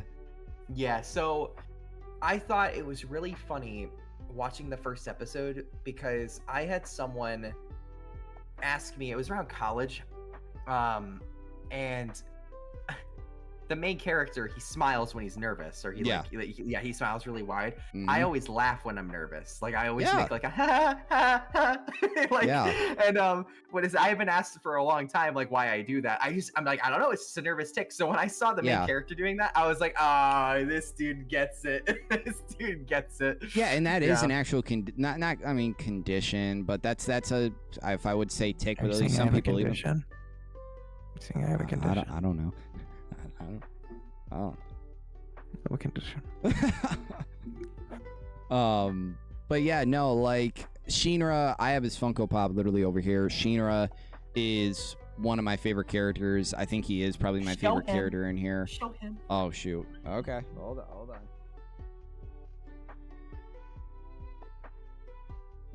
Right here. Oh, look at him. Oh, he's smiling too. Yeah, it's great. It's absolutely great. It's absolutely amazing. I freaking love the Funko Pop. Like right when I knew that they were coming out with Funkos for that, I'm like, oh well, I mean, I got to get Shinra with fire. I have to get him with fire. Yeah. But everything that, because I was actually rewatching the show with my buddy Dimitri, which obviously you met Dimitri before. I was rewatching. I think we last stopped around middle of season 2, which I would like to continue with that because we're just months away from it, and I just can't believe that it's been literally it's going to be around 4 years since I've seen Fire Force. 4 years. It's crazy. And Fire Force, if you guys don't know, because I mentioned it at least before, it was my 3rd ever anime that I ever watched. It was coming off right after Demon Slayer. You are very green. No. Yeah, I know. I was like, oh shit. I was trying to fix that really quick. Fire Force is definitely, hopefully, I can't remember, at least I think they do have a new studio. It's either a new studio or the same studio coming on. Either way, I'm very, very excited for it. It's been a long time coming. One of the shows that's going to be ending next year, and that's really sad because I love Fire Force, but I can't wait to see how they are going to tie in Soul Eater, though, because it's been one of the biggest things ever since when me and Schmitz watched season 2 originally, and we saw, even though the first moment, which was probably an Easter egg where we saw Maka's father in the episode, and we flipped. No one else that saw the episode knew knew the reference. We were the only ones that knew the Soul Eater reference. We put it in the thumbnail and everything. It was crazy.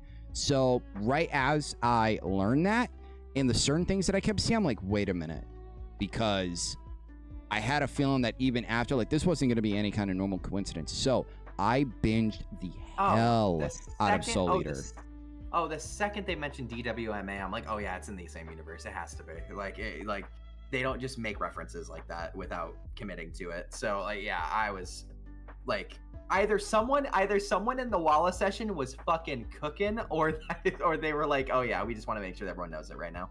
So, and like, obviously the manga's been already present, at least with that and forever, but when, I mean, spoiler alert if you haven't seen season 2 of Fire Force, or at least the end, when that moon showed up, oh my god, Oh my God, is it this moon? Yeah. This moon right it's here? the Yeah, moon. yay! It's the moon. But it was weird though, and you'll see it at least when you see Fire Force, which I encourage you do. It was weird. It wasn't like your normal moon that we've seen from Soul Eater though.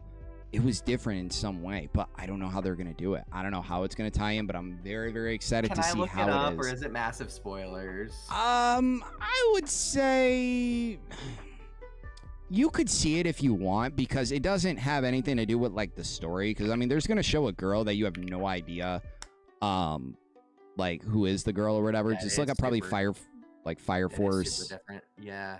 Like, yeah, you see how it is? Ooh. Yeah, like I have no idea. It's on fire. Creepy. Like, look, I mean, you could see it in the picture. Like, you see the moon in the background. I just now noticed that. Look at the picture on the You see the moon in the back? I saw that there too. Yeah, yeah, that's creepy. Damn. Oh, that's very different. Oh my goodness. Whoa. Here, I'm gonna post what I have in our little DMs here. That's super weird. Oh man. Ooh, that's creepy. So no matter what, I cannot wait. Fire Force coming out starting in April. What a way to start. And that's only one out of freaking 3 that have so far been for the spring. This one, excited. I haven't finished up the series yet, so I really can't kind of talk about it no matter what. But not Fire Force, Windbreaker Season 2. It's a very, very interesting anime. I know you probably haven't seen it, so maybe you'll probably find some enjoyment out of it. I won't probably go into too much, at least with the show, because I still haven't finished it up. But I'm very excited to see what they do with Season 2, what other new characters we're going to get introduced into there.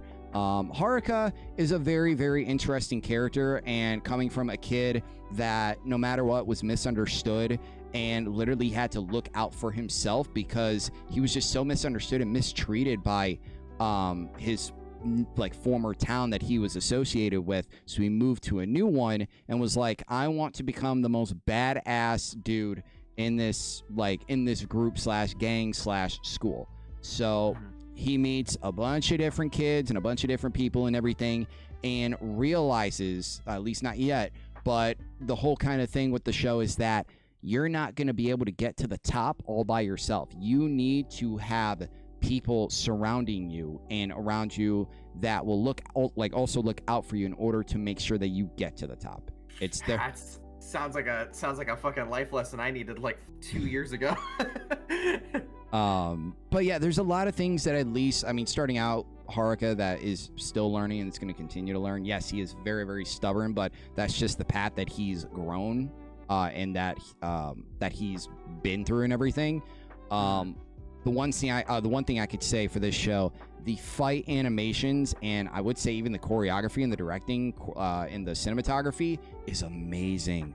The fights and everything are some of the best fights I've seen all year due to the camera work that feels so real. You can literally see every little thing that they're doing because it feels like a cameraman is right there filming it. Like, there's so many like round takes, like pan takes of like them. I don't know what the term is called, but like when you got a subject or 2 subjects in the middle and you have the camera person going around and around and around and around them. Yeah. And it's visually cool. I love the fights with it. Yeah, I'm looking at this and I'm just like, damn, this looks sick. That's one of the reasons why my face keeps changing, by the way, is because every time we're talking about an anime, I'm immediately going and looking it up because I'm like, okay, let me just make sure I know what I'm talking about. Windbreaker is definitely it's a good show that so far I can't wait to see at least where it explores. I think at least so far Season 2, because I think I still have a couple more episodes left to go. It's like between this and Tokyo Revengers, people have kind of depicted like there's a lot of similarities, at least between them, with like gangs and everything else. I would still like Tokyo Revengers has, first of all, the biggest difference between the show, and that's their story, because their story is completely different because it involves time travel. This show does not involve time travel at all. It kind of involves a character piece, at least with Haruka, and his kind of journey towards being open again with people and being open to not even only have friends, but also being open to trust people. So I'm really curious on at least where they are going to go with Season 2, what else is going to happen. So I'm excited for when that is eventually going to come around, because that was announced, I think probably a couple weeks before Jump Festa. Dakota, it is time. Mhm. It is Oh boy. time. I was gonna say we're for the windbreaker. The lesson behind that, it sounds something like Bakugo needs. Yeah, which I mean, at least he learned about it in season 5 in the joint training where he actually worked as a team. But this one, we need a slideshow because this is big. This is one of the biggest things coming out of Jump Festa, and I was not expecting this whatsoever. It was the unveil and the announcement that we have all been waiting for. My Hero Academia Vigilantes. Holy shit. Oh my God. So far, at least what I would say is that I knew this show was coming. I knew that this was coming. Was I expecting this early? No, absolutely not. I knew that at least we were going to get one or two things. One, we were either going to probably get it announced at Jump Festa, but more than likely I was thinking after season 8 already finished up. And then it would eventually come out. No, they announced it and we are getting it in 4 months. That already tells you that they have been working on this show for a long time. And that was even one of the, I know.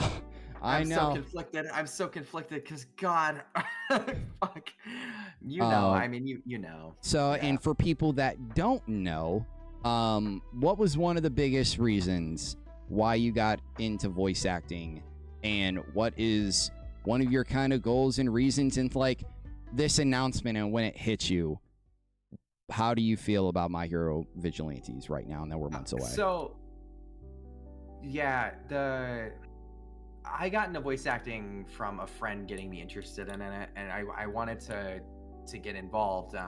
But then when I started looking into My Hero, fell in love with it, and I saw Vigilantes and I saw Skycrawler, and at the time I didn't know too much about him. But when I started to look into his story and I started to look into who he was, this whole like he starts off as the nice guy, that helps everybody. He doesn't really do much for himself. I resonated with that a lot because I was like that in high school, where high school and college. Omzy is a pretty good example. Example more like you're a good testimony to it, that there were many times that I helped other people at the expense of my own health. Yeah. And there were many times that I helped people just because it was the right thing to do. And at times people I never wanted to explain why I was late to things, or why I was always just tired, or why I was always doing this and this and that. But a lot of friends got mad at me because they thought I just didn't give a shit. But when the reality is I was doing other things, trying to there were so many other things going on in my life that where I was trying to be there for everybody. Yeah. And I didn't want to tell people that because I just didn't see the point in telling everyone that. And unfortunately people got mad at me for it. And a lot of my life started to fall apart in certain aspects because I was so invested in helping everybody else that I wasn't taking the reins and starting to do something for myself. And so that's where voice acting was very important for me, because it was the first time in my life where I felt like I did something because I wanted to, not because there was any other factor involved. And so I think that in terms of Skycrawler, he's the character I have been shooting for since I started. When I realized how much of a kinship that I have to him, that I want to play him. And it's because I know where he's coming from, and I know what it's like to be the nice guy. Yeah. Well, not even just the nice guy, but the thankless nice guy. Thankless, yeah. And to know what it's like to finally do something for myself. And then have people, when I went on that road for myself, who supported me in every aspect, you being one of them, Omzy, where no matter how hard I pushed or what direction I went, you guys always stood by me. And I think that we got, I don't want to say like we got closer because of that, but I think that was definitely a part of the aspect of us getting closer as friends. Was I stopped living for other people, I lived for myself, and I let my own actions define myself. And I think that I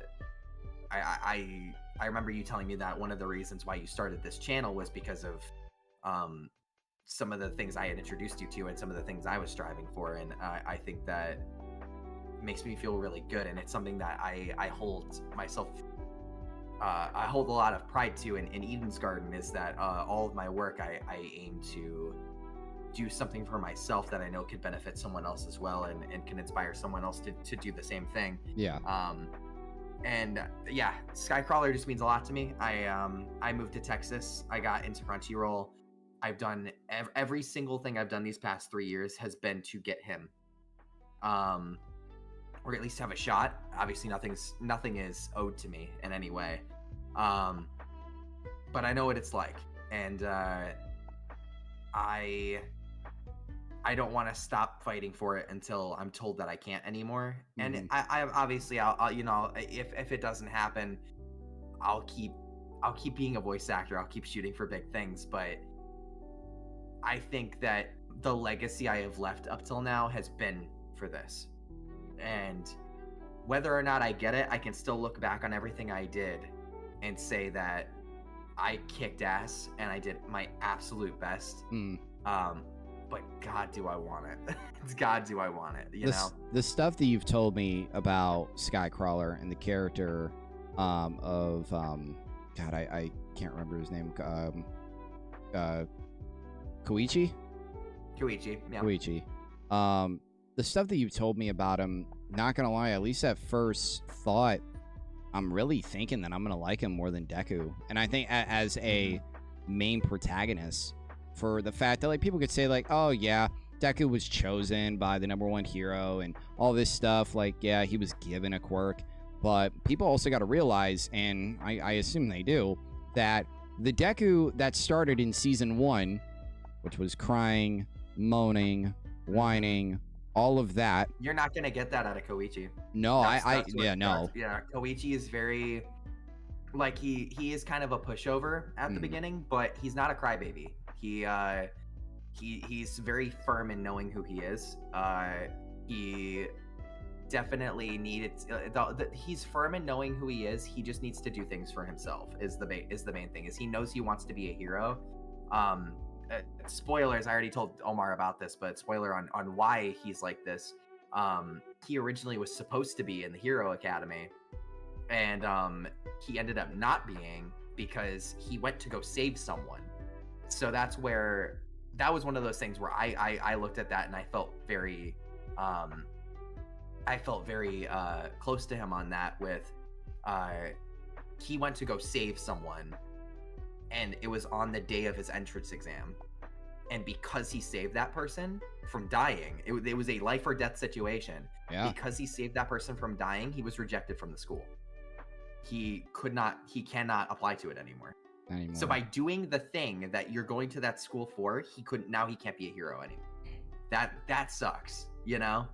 Like, so yeah, it's crazy. I felt for that. And and that happened in college a lot. I remember one of my professors, I had stayed up all night helping a friend who was going through bad stuff. And I remember showing up like 20 minutes late to the class the next day. Yeah. And after class, she's like, hey, hold up. And I'm like, oh boy. And so she goes, why are you always late? Like, what's going on? Like, are you okay? Like, do you just not care? Like, what's going on? And so I explained, I'm like everyone's therapist. I'm always trying to help people. I'm always trying to make sure everyone's good. And she's like, Dakota, you can't just do that all the time. Like, people have to fight their own battles. You can't just like run in and always think that you're gonna save the day every time. Like, you have to be able to live your own life too. Yeah. And that stuck with me for quite a bit too. And but like memories like that of someone pulling me aside and telling me those things. And she wasn't the only one. There were many professors that did. There were many friends who did. I remember Brandon did at one point. And that just, all of that came back when thinking about this character and when seeing what he was like. And it just really solidified that I wanted to go for him, because I think God, he's great. God, he's great. He's so. I can't wait. I really can't. He's like. He feels as I feel as deep of a connection with Koichi as I do with Kai Montiago. I think that Koichi it represents something, a part of my life that I am glad I left behind. Yeah. But I learned that I still help people, but I learned that I will never get better if I'm in everyone else's life 24/7. Yeah. Yeah, it just won't happen. So yeah, that's like the main thing with Koichi. That's why I'm trying so hard to get him. And by hearing that when I got here, I got into Crunchyroll, that's great. You know, everything's going so well. Yeah. But to hear I only have 4 months to prove myself, and it might not even get filmed here. Yeah. Was a gut punch. It was probably the biggest gut punch I could have had. So I'm gonna keep fighting. I'm gonna keep trying my best, and he's still gonna be the goal until April hits, and I'm told it's someone else, or if I'm told I am, or whatever the hell happens. Or at least until the next trailer drops. Yeah. But Dub takes a little different on at least with production and everything. So realistically, this might be a little bit of a different scenario, though. I don't know if that's gonna be the case. Yeah. Luckily, like I was talking to Mauricio about it, and Mauricio, if anyone doesn't know, is the guy who was in My Hero You're Next as the redheaded butler guy. I forget what his name is. I can't remember either. I was asking him about it. I was like, what are the odds? And he's like, not good, man. Like, but at the same time, I've done a lot with when I started VA, I had a crap hand, and I've done quite a bit with it. So I don't want to underestimate myself now. Yeah. So I think I'm gonna keep pushing, and I'm gonna show what I've been fighting for the 3 years. And if I get this, I think I could do the show and die. Not saying I want to, but I'm saying like this has been a fucking ride for me. Mm-hmm. Like, this has been the greatest adventure of my life. And if my VA career ended there, it would be a happy ending. Yeah. I won't want it to. No, but if it did, I could die happy. Like, I could leave it all behind and be like, I did it. The objective is complete. I did it. So yeah. Sorry, I got a little bit morbid there, but no, but like genuinely, it's the first time I've ever fought for something for myself in my life. That's a big deal, man. Yeah. That's a big deal for me. I'm 25. And I started doing things for myself 3 years ago. That's like, I lost a lot. I missed out a lot in life. Mm-hmm. So to be able to turn it all around with something like this, that's like exactly the finish line. I think that would tell me how it would tell me that if I put the right work in, anything's possible. Yeah. And it also tells other people that if you are the underdog, you can still get shit done. You can still get it. Because I was the underdog for a while. I was like, people didn't take the whole VA thing seriously. Mm-hmm. And they still, I mean, some people don't understand it and all that. Like, for sure, and that's fine. But I mean, I had people close to me that I don't talk to anymore because they decided to basically like shit on it. They basically told me that they don't believe in me at all. And not saying I'm doing it out of spite, but I definitely think there's something to be said about a guy who grew up with kind of a rough home life. Yeah. Not the greatest amount of direction in life. And for me in 3 years to turn it all around and get this. And be in Crunchyroll. I'd be one hell of a legacy, man. That'd be one hell of a legacy. And I wanna fight for that if I can. And I mean, at least for what it is, like right now, obviously we're in the very, very early stages of this. We only do have a couple months. And I mean, I've obviously told you that it could be a way worse type of situation where you could not be in Dallas, you could not be in Crunchyroll, just any of these certain things, and this would have still been announced. And I mean, we can't turn back the clock and think like, oh, this isn't going to be announced until later or anything. But it happened when it needed to, right? Like I got the way I was established back at the lab in Ohio, when I ended up moving here, all the things that have happened since then, getting into Crunchyroll so quickly, I wouldn't have had all that training that I got in the past year. I wouldn't have had the connections either. I wouldn't have had I think the amount of drive that I do right now. I don't think I would have had. I mean, I still had drive. I don't think it would have been as strong as it is right now.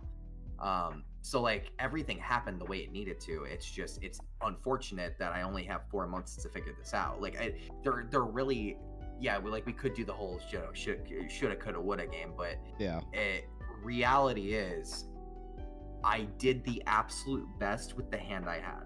Yeah, and I can say that very confidently that I did. It's just, I hope it was enough. But at the same time, again, if someone else gets it, I'm probably gonna put out a Twitter post that says, listen, he does, like, clearly he brought something to the table they needed. Like, how do I fight? How do I argue that? You know what I mean? Like, I think about that a lot. Like, a lot of people ask me about envy in voiceover. Like, how do you get over someone else getting a role that you don't? And my answer is always, if I care about the project, I don't have to be in it. Yeah. If I love the project, I don't have to be a character in it. I don't have to be on it. Because because at that point, it's not loving the project, it's loving it's loving yourself being in the project, which is not the same thing. Yeah. That's a big thing. Like Eden's Garden, I believe I got into it because I loved it. It's not, I didn't love the idea of being in it. I loved the project already. I already knew if the game came out, I was going to play it. Like, I knew that that I was going to support it no matter what. And so now that I am in it, and I can say that I have loved it the whole time, even before, and that we've gotten this far, I don't know, I hope it's the same thing. But if it isn't, I know I'm going to sit down with you, watch Vigilantes, and we're gonna have a great fucking time no matter what. So so whoever gets it, I think they deserve it. So I'll keep going as a VA. It'll suck for a second. It'll suck because this has been the 3-year grind, but but no, I'm looking forward to whoever gets it.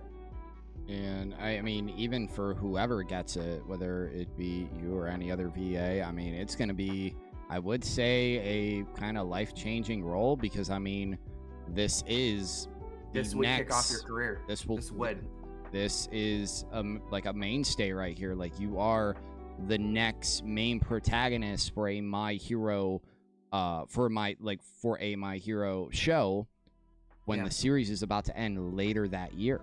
So, because Briner will be done. It will be the final, like, other than if they do a movie or not, this will be the final time Briner will ever do Deku.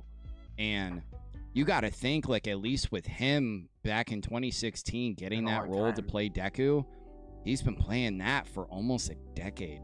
Like, can you imagine that? Like, and I know, obviously, I mean, Vigilantes is not a long manga and everything. I know that. I think about probably 13 volumes, 13, 15. So at least around there. You have the entire collection. I know that. Yeah, I bought the entire thing. Which, I mean, like, I already knew pretty much a good chunk of the story. It's less about, like, I didn't. So admittedly, I haven't read the entirety of Vigilantes, but that wasn't what drew me. It was Koichi that drew me to it, and that's why. Yeah, again, that's why he means so much to me. And so I wanted to make sure I studied up, wanted to make sure I knew it. I still have a little bit to go through, but not too much, which I'm going to definitely be taking it. I think I'm straight up going to call off on a day of work just to just sit down and read the rest of it.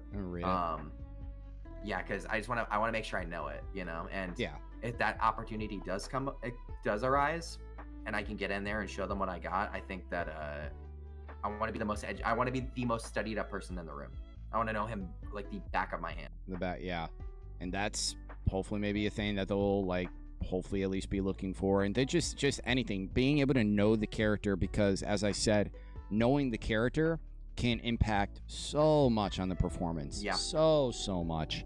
It's not like it could just be anything else other than just going in to an audition and being like, okay, I know the character, I know the kind of motive, I know the tone that I want to kind of portray in the room and everything, but actually knowing the character, like actually knowing the character no matter what, and going into the booth and actually, I mean, no matter you put your all into doing anything that you really kind of do with auditions and everything, but for Skycrawler, it's on a way different level because you see a lot of yourself with Koichi, and I'm so excited for when April comes around. I'm so excited. Me too, man. Not even like just with the character, but as we saw in the trailer, it feels different. Obviously, it's being done by Bones' second studio and everything, which could also have been one of the biggest reasons why they did a second studio to do this. Obviously, I mean, look what's happening, but it feels different. It looks different. Obviously, it's going to be a different director, but like I'm really digging it, and I can't wait for when April comes around.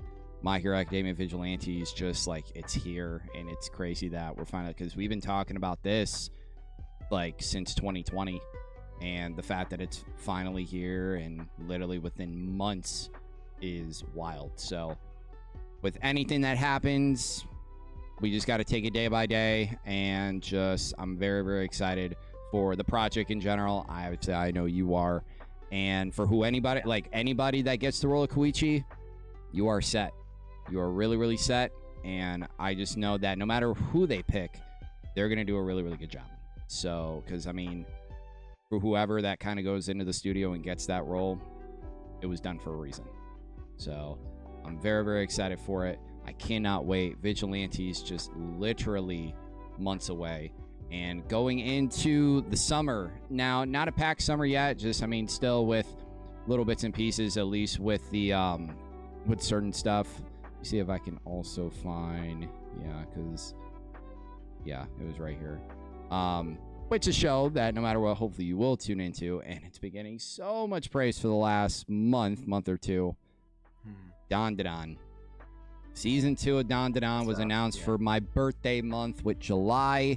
I cannot wait for this show to come back. And I'm so glad that they announced it, and it's literally going to come back next year. Cannot wait for Dan Dan to come about, because even though it is a small, like, little love story and everything between Momo and Okudun, you will really love these characters. You will love the quirkiness between the two, just the interactions and the chemistry between them. You will absolutely love everything with Dan Dan. Yes, it is a really horny show. If I were to really say that, oh my god. I saw the clip of the old lady, and I was like, what the fuck is this? I was like, oh, weird. But that's what I've makes heard it so many good things about it, though. Yeah, like I've heard so many good things. I'm like, it has to be good, like. It's definitely one of the best animes coming out of this year. Easily one of the best. I don't know if it is anime of the year. There's been a lot of stuff that has come out this year that maybe I haven't seen that is also better. I would maybe even also put season 7 on that list, but still. Dan Dan is one hell of a watch.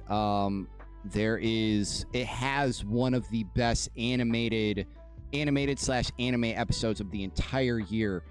It is an episode. It's one of those episodes where it's going to make you feel a lot of emotional shit, and you're just going to be like just floored of what happens.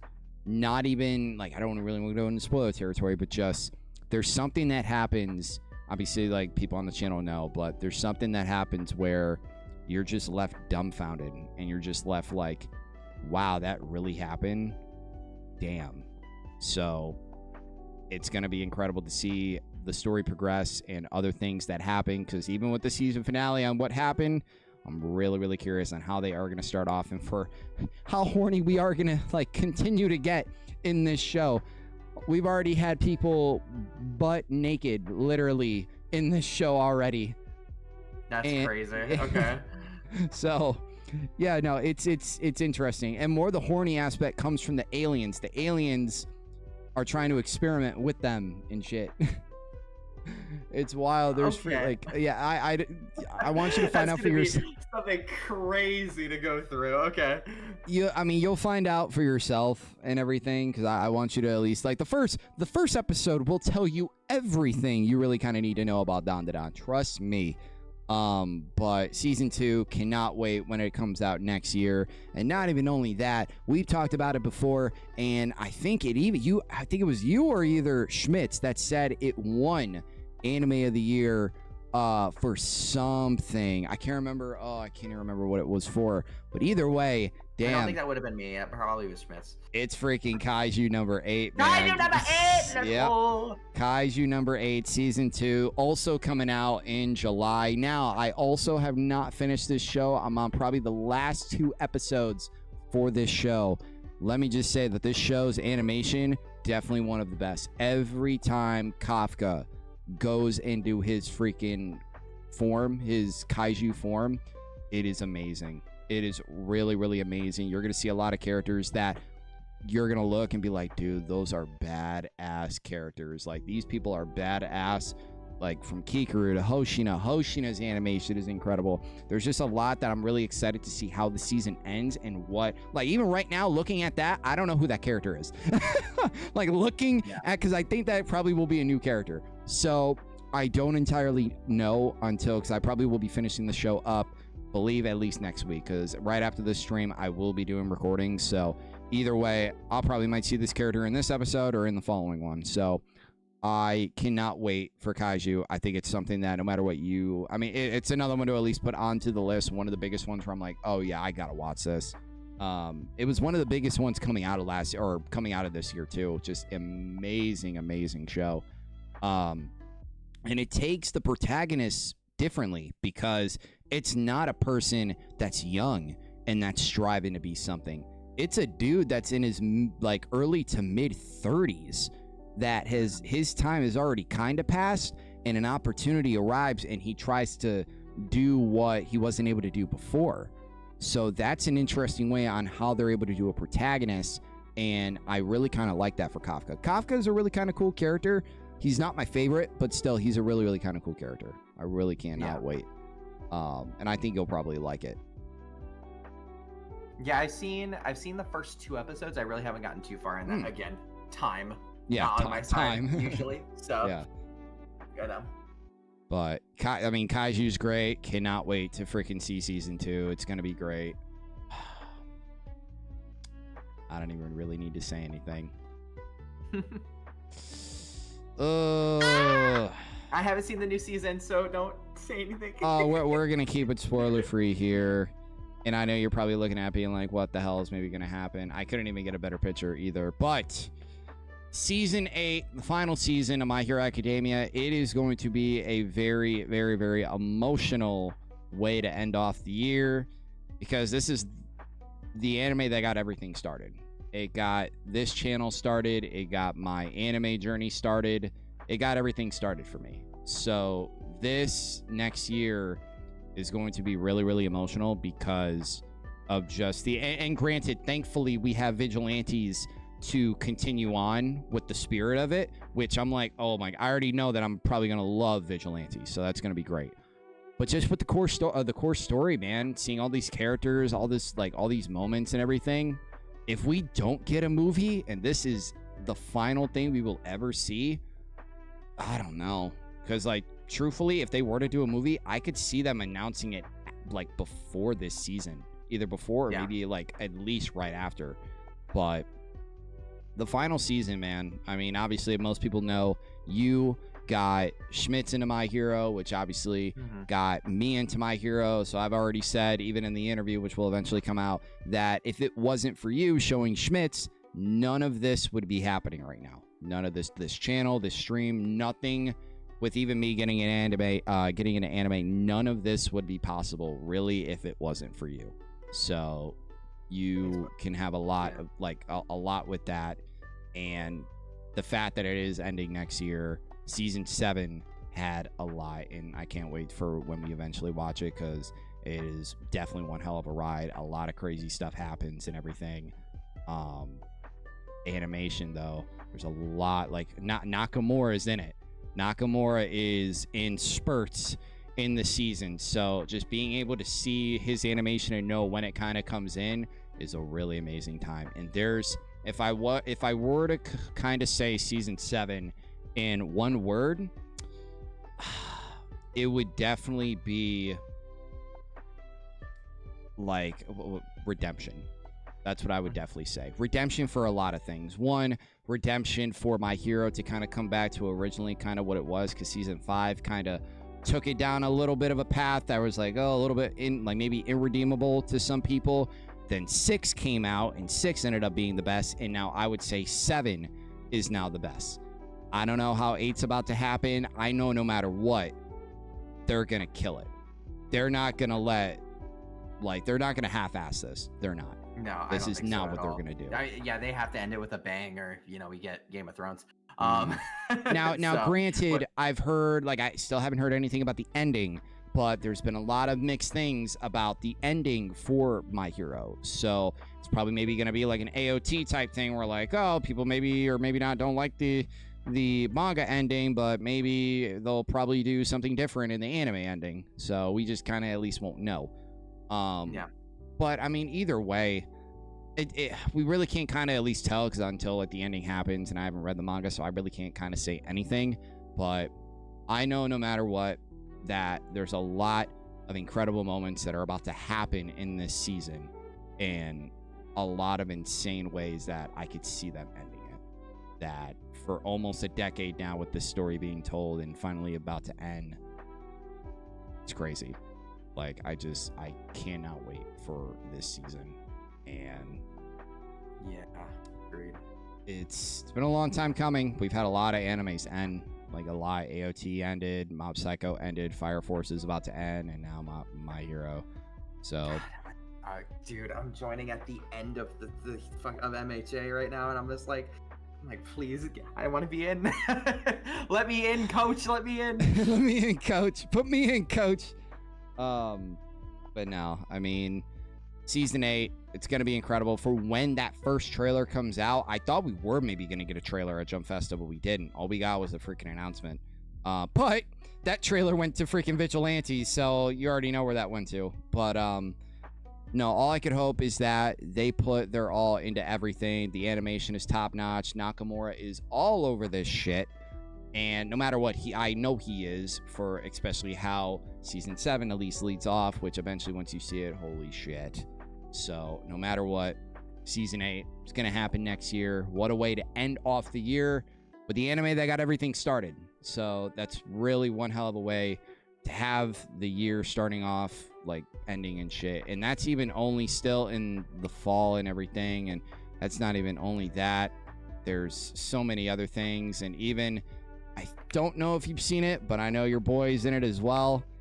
Hell's Paradise. I will finally be starting Hell's Paradise. I'm very, very excited. I originally thought I was going to start it earlier in the year, but season 2 finally got announced for the winter of 2026. So now I'm like, okay, finally I can start Hell's Paradise, and I'm very, very excited. Now, obviously, I'm not going to watch the dub, but I will also see spurts of his performance. So I'm very excited to see this show. And I don't think you've seen it, correct? No, I have not. But it just looks, and also for most people, it is done by MAPPA. So another project that MAPPA is also taking on. So I'm very excited to see it. I don't know anything about it, and I'm going to continue to go in not knowing a damn thing about it. And no, Hell's Paradise is going to come about. Season 2 is going to happen in winter 2026. So no matter what, it's either going to be in the summer or the fall that I will be doing Hell's Paradise. And second to last thing, it took 2.5 years in order for this to be announced. But it finally, we don't know when it's going to happen, either summer, fall, I don't know. Either way, damn, One Punch Man Season 3 is finally happening. Holy hell. Goodness. Who's the animation studio on this? It is going to be JC staff again. Now, Okay. hopefully they redeem themselves, because unfortunately they hopefully. couldn't get Madhouse back, which I wish they would have. There were rumors and everything that originally Mappa was going to try to take on the project, which I'm like, I know Mappa could do a really good job, but Mappa already has their hands full with so many projects. And already there, they got to fix their animator problem. If you guys have probably known what I've said before, that they got to take better care of their animators. That's number one. Before anything that they do with JJK, Chainsaw, anything else, even with JJK Season 3, that needs to be 100%. I don't want 30. I don't want 40. I don't even want 50. I want 100% put in work by these animators that are also healthy to do the damn work, Mappa. So you need to take better care of your animators, because everything that you have going for right now, including the Chainsaw Man movie as well, you got a lot of stiff competition. So in order to make all of that happen, you need to take care of your best asset, and that is those are those animators. So The either problem way, is the people who run those studios aren't animators, so Yeah. they ask for deadlines and expectations that just aren't realistic, and I'm angry about that. And I know a lot of animators who have worked for those bigger studios and have been treated like shit. Like, and oh my goodness, it is commonality for in a animation studio to have a cry room. Think about that for a second. yeah, Where people just walk in and they cry. That's crazy to me. That is baffling. blatant. That's blatant just disregard for your workers. Yeah. And that kills me. That kills me that not even that it happens, like not even that I know people, but that it happens at all. It's disgusting. I don't understand why, as a industry, that we can't have like higher standards than that. It's one of the reasons why I'm such a large supporter of Vivzy Pop, was because I knew you were gonna mention her. Because Vivian Madrano, like, you know, say what you will about her as a person, like you know, everyone has their own opinion of her. As a boss for an animation studio, and as for the ability to get shit done, she does. You can give whatever opinion you want about her. Does she get shit done? Absolutely. Is she good to her employees? Absolutely. The only times that there have ever been problems with the employees, at least with employees from her to her employees, have been a lot of problems that for the most part got debunked, like pretty substantially.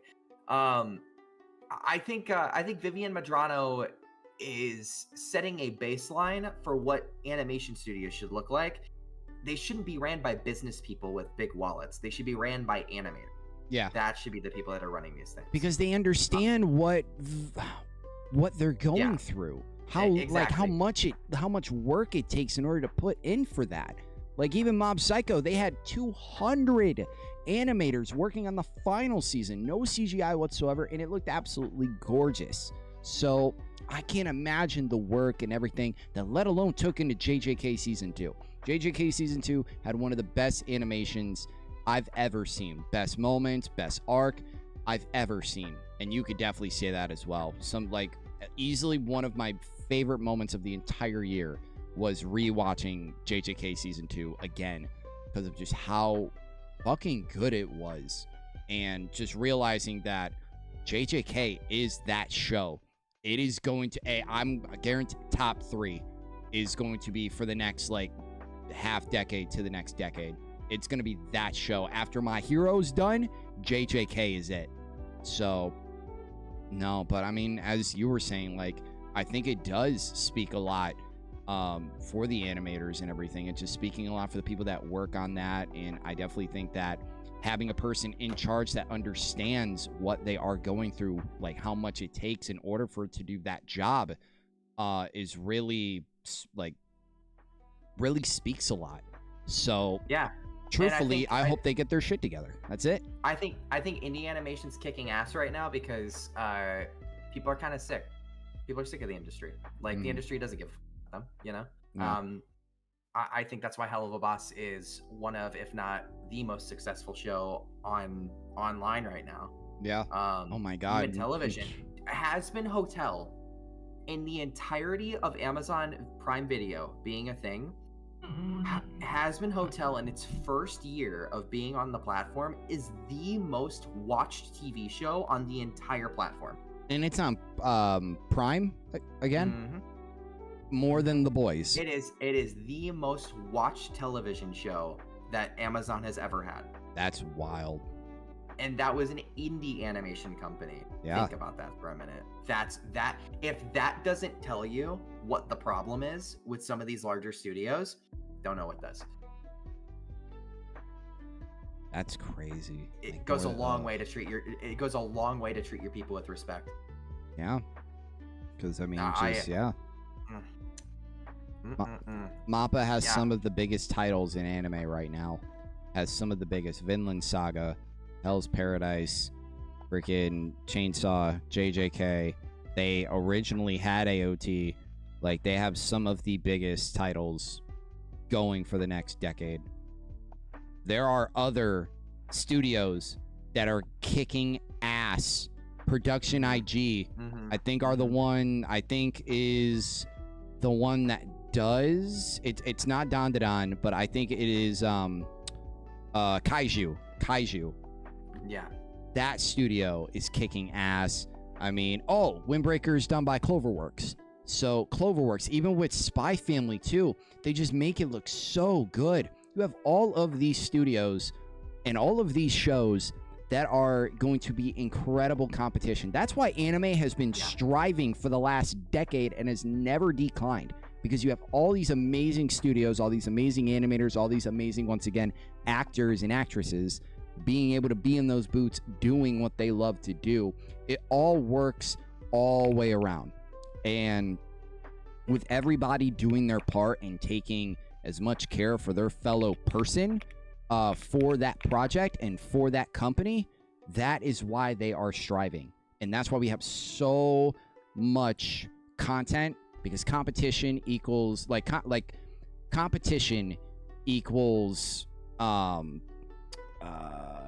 competition equals grind, I'd say, because every other company is going to be grinding and doing their absolute best when they have competition, because it brings out the best in their animators. It brings out the best. I mean, I would say maybe with their like voice actors, but then again, they're just doing it. I feel like that mostly speaks a lot with the animators, because they realize, this studio's been doing a lot and known a lot for their animation with these shows that have been coming out. Let's try to turn up the animation a little bit with this show, or like their show, the show that we're doing.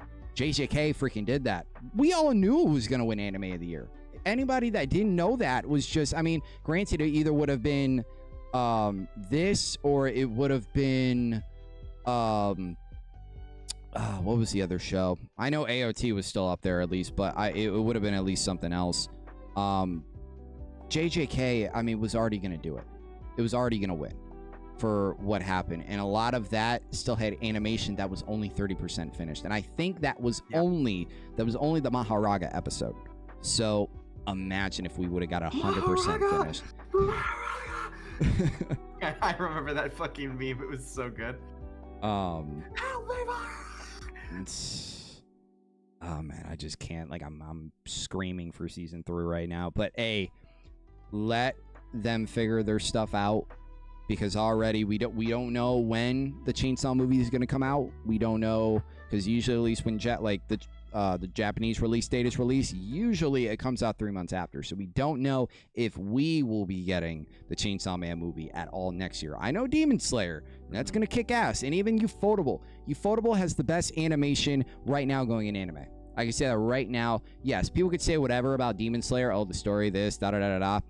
You can't say shit about the animation in Ufotable. That freaking last shot in season 4, oh my God. That speaks already. And with already the fights and all of that, Mugen Train, Entertainment District, all of that, it has some of the best animation ever, and currently right now. So with having all of these companies and having so much content, having so much competition, it is so great, because anime is striving. Where a lot of companies, like even ass right now for sure. Yeah. like even because once again, I'm not going to go into it. Marvel is not doing good than they originally were doing. That's for a lot of reasons. But if you don't have, and it's even also still with DC. DC's kind of maybe getting their stuff back. But I don't know if you know this, Coda. The Batman got delayed to 2027. Yeah. So it's went from 2025 to 2026, 2027.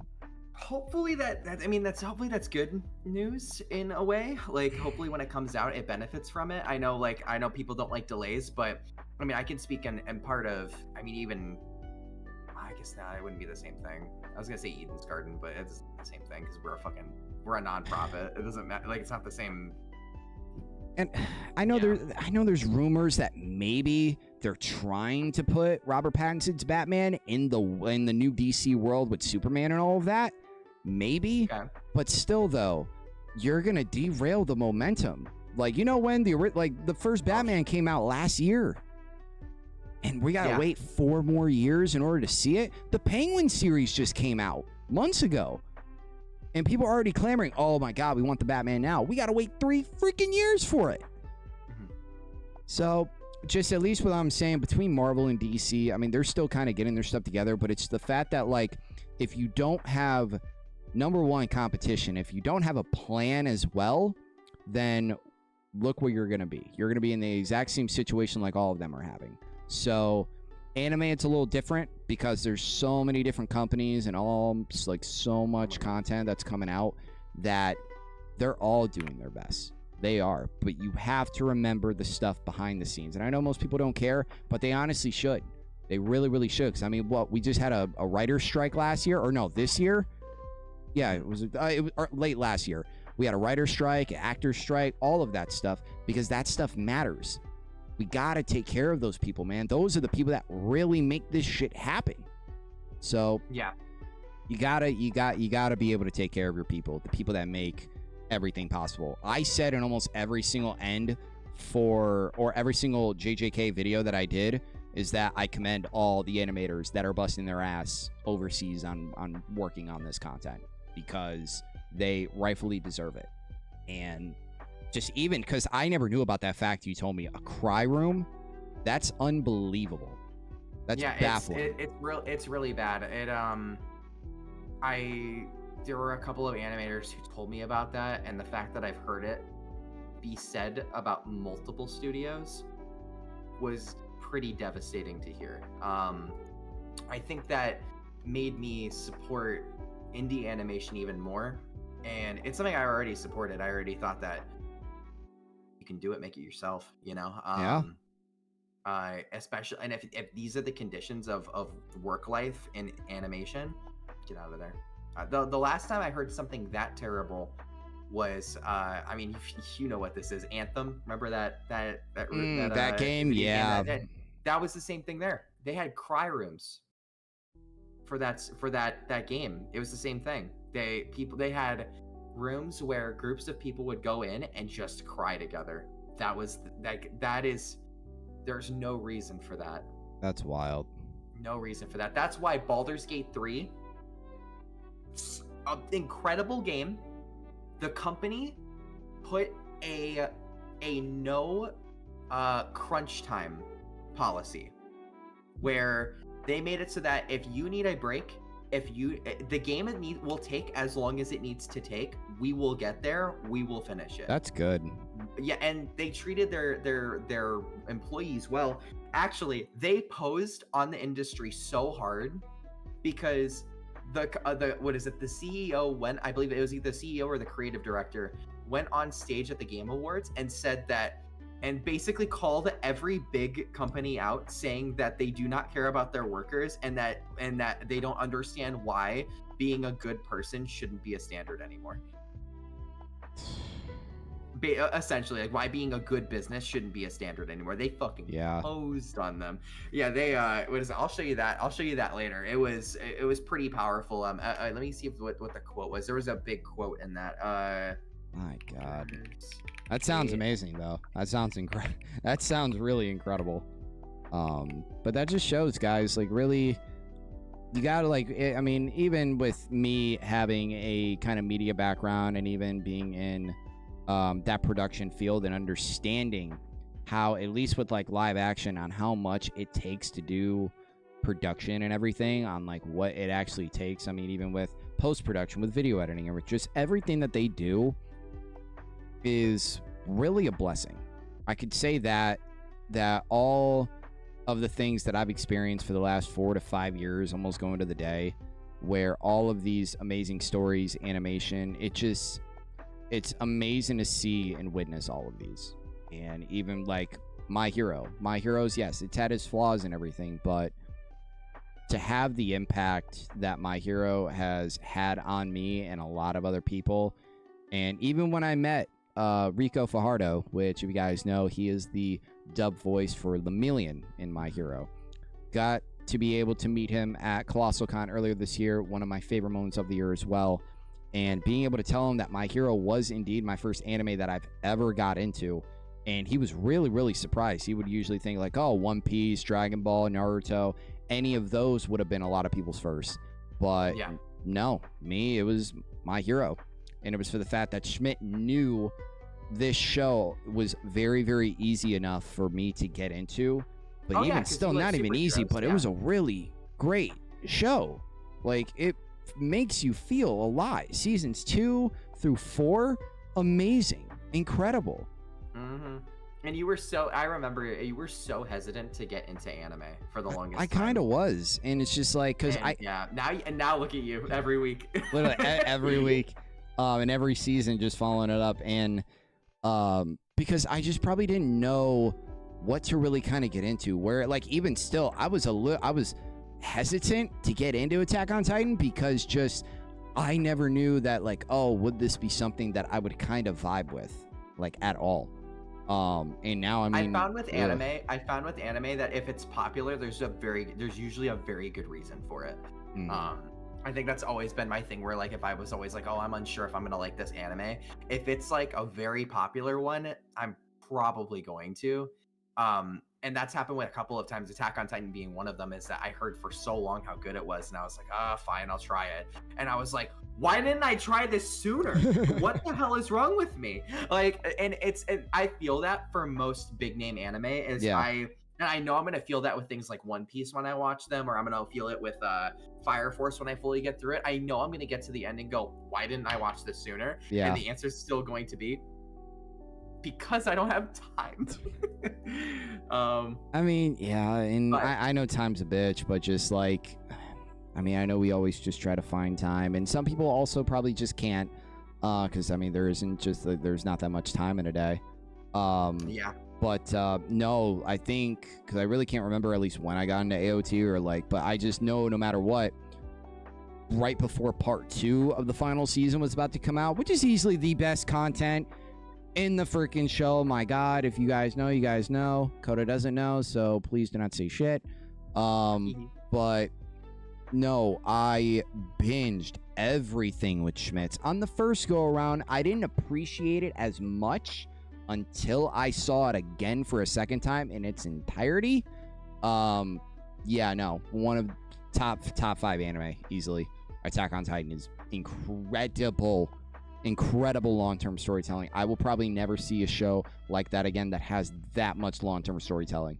Incredible. It will sadly be missed with that, but no, yeah, that's what Steven said. He said because he was like really trying to get me back on Attack on Titan, because I had stopped for quite a bit, and he said Dakota, it is the best long-term storytelling I have ever seen. And I'm like, okay. The amount of times that we say like, oh, you're not ready for something, and I even said in JJK, you're not ready. Well, like, I felt that with Naruto, because Naruto, I'm sure everyone who's seen the whole thing will know that Naruto's the long-term storytelling of Naruto is insane. Yeah, it's insane how far ahead they thought. Yeah, it's incredible. I can't wait for you to finish it, Yep, next Because year, man. One of my resolutions. I I'm gonna be getting need back into it. I need to talk about it with you. there is a, I won't spoil. There is a thing that happens where there's all of these mysteries, there's all of these things that are still, you're like, okay, what is this? What is this? What is this? What is that? And then they just go, and they have you go, look at it. Look at it. See it. Wait. Like, and so it's so good. Oh my god, Naruto's twist is that it is a masterclass on storytelling. It is so fucking good. It is. I wonder how long, because I mean, obviously, I don't want to kind of know like where it takes place, because no matter what, that's one of the biggest things going into next year that I am officially going to be getting back into Naruto. I will, and I'm very, very excited. Fucking good. I know. So good. It's so good. And if I finish that, I'm gonna be getting right back into Full Metal too. Full Metal goes right with it too. Yeah. Wow. I stopped at like the 18th episode, so I got. I mean, I kind of just want to rewatch it entirely again, just to really kind of see it again. But no, it's just. It's a good show.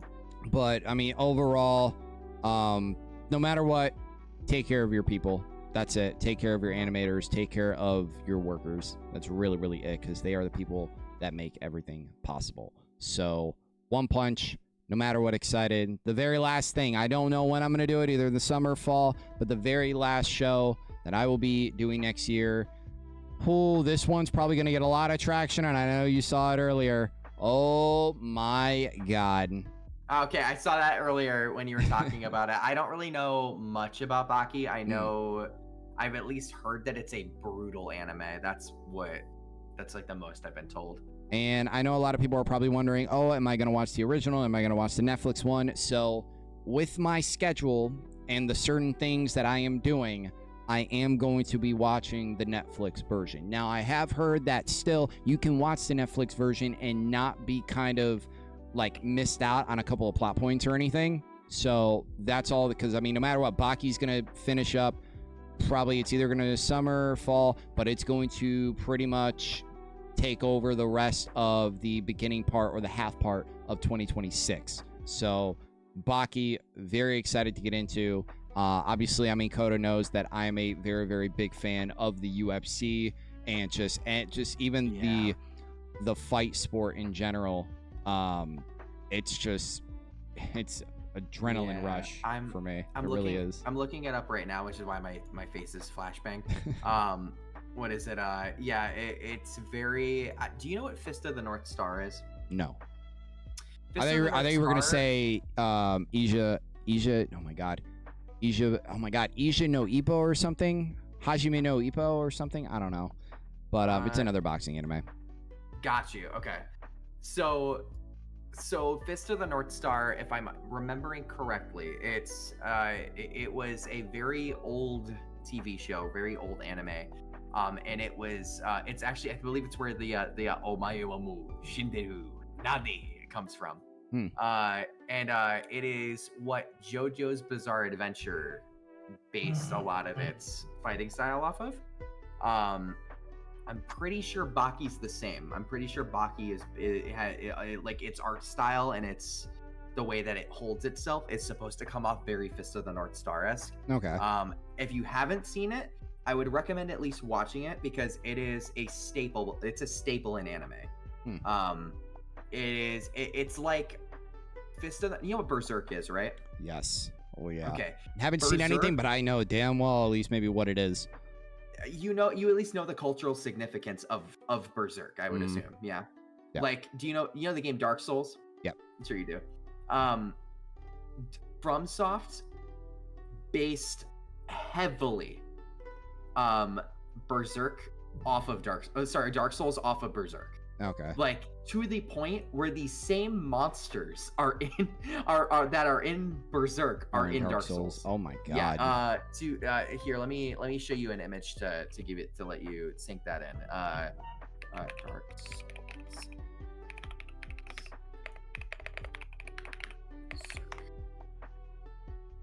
All right, so this is what on the left is one of the dark what is it, the Berserk enemies, and then this is, and on the right is the Dark Souls enemy. Huh. On the left, it'll be one of the Berserk monsters. On the right, it is the first boss in Dark Souls.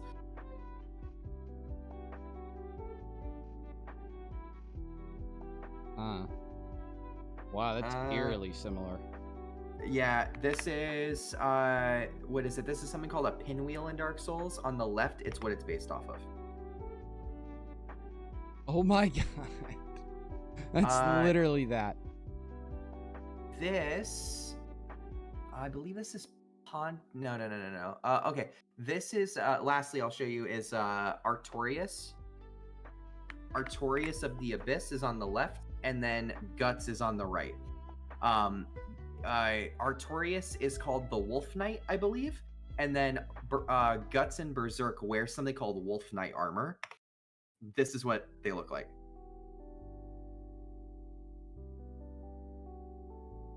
All these are just so eerily similar. It's yeah, because it's straight up based off of it. What is it? Dark Souls. The best way to put Dark Souls visually is that Dark Souls is the essence of please recite what you read in your own words.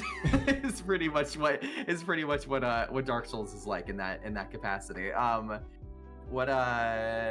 see if I can find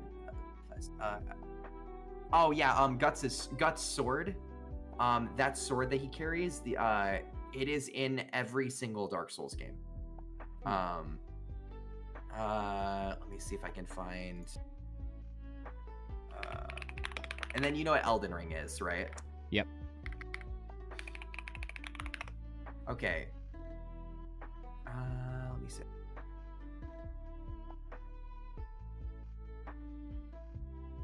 On the left is everything from Elden Ring. On the right is everything from Berserk.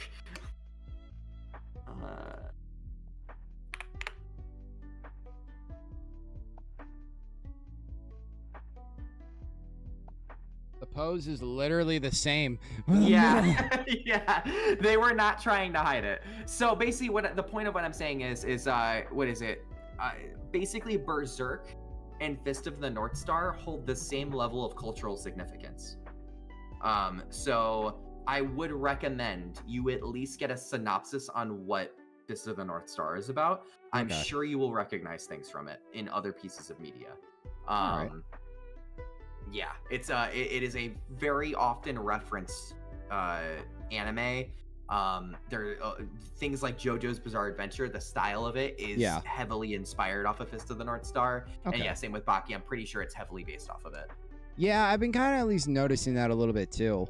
And yeah, I have heard how brutal it is, and I'm really curious on how brutal it's gonna get, because I've never had to ever censor anything on my channel. I've never had to, so I'm really kind of curious, but we'll just at least have to wait and see. I cannot wait to eventually do Baki, because I feel like it's going to bring a lot of emotions out of me and everything, because I mean, obviously it's fighting and shit, and we've had so many at least with that. It's what I just love to see. And I am really curious on Baki Hanma, or is it Baki Hanma or Hama Baki? I thought it was Baki Hanma. I'm not sure. But at least with the character, very excited to see his story on how it just kind of, I think, yeah, Hajime no Ippo, I think, was one of the kind of at least known boxing animes. I know my my one friend has watched it, and he says that it's like amazing, it's incredible. So I wonder if this is just going to be kind of maybe like a normal type. Oh, I've seen this. Yeah. Oh, you looked it up? Yeah. I'm wondering, like, is there going to be any kind of a difference, at least with his story, in terms of like fighting or whatever? Like, is it just like almost like kind of like a Rocky type kind of maybe story or something? But I really don't kind of at least know much, which is good. So I'm very excited. It's either going to be the summer or the fall. It depends on a lot of things. It depends on basically when One Punch gets announced. That's really kind of it. So all of that stuff, it's based on when One Punch gets announced. It's either hopefully summer or fall. No matter what, I will be doing either or One Punch, Hell's Paradise. 2025 is one of the most stacked years I can remember. And not even with the channel, you got the Demon Slayer movie that's going to come out, maybe even also Chainsaw Man. We're in for a ride next year, because holy shit. And just to kind of at least, because I know at least with the rest of this stream, I will be kind of at least doing a little tiny like recap of all the stuff that I at least talked about, and I know eventually you'll probably have to get going as well, so just wanted to at least go back on with all the things that at least happened this year. And at least with me, I think this year, YouTube wise and personally, is definitely one of the best years of my life. I think that there's so now granted, yes, happened, dude. Yeah, and at least with me for the past couple months, I know that I've been dealing with a lot of new things in my life that I kind of at least weren't expecting, and that's why like I haven't been putting at least much towards the channel, or I've been like really inconsistent. So starting next year, just like how you are with what you want to do with VA, I am so determined, not even only with YouTube, but just doing anything like big projects, like project wise. And even obviously with our interview, which will be eventually coming out in the next couple weeks, obviously in January it will be out, and I'm excited to get that out and everything, because wouldn't everybody love to see an interview before you got into Crunchyroll? Like it just even just to see that is really kind of at least cool to look back on and be like, this literally happened weeks before you got signed. So it's just really kind of great to look back on. We were like, oh, it'll happen in 2025. Woohoo. 2025 is going to be great. You'll get into it. It's going to be great. Oh, man, 2025. We're already there? Wait, hold on. 2025 happened in about a couple weeks right after that. Literally, yeah, like 2025 was, 2024. It was actually only about 6 months. Kind of crazy. Fun fact. Yeah, and just, I mean, obviously a lot happened. Obviously, I mean, your move to Texas was really big. Really almost kind of like an end of an era for a lot of us, but just all of us personally and everything, just people outside of YouTube are doing really amazing. Like, I could have not seen anybody, or like any of us doing this good, by far. Like, we're just all in a really good place. In 2025, the stuff that we have lined up and what's looking like, it's going to be incredible. It's really going to be hopefully a year to remember. And so far, these years have been getting better. Like 2022 has been good. 2023 has been better. Like it just keeps going higher and higher. So really wondering at least how much it can go. So 2024, definitely one of my favorite years. I will obviously go into all the different reasons, at least why. But at least with 2025, very excited. My year is already planned. Literally all the shows that I listed, I am doing all of them. If a show, like for instance, I don't know if you've heard of it, that's actually going to be coming out in the winter called Sakamoto Days. Looks very interesting. Have not seen anything on it.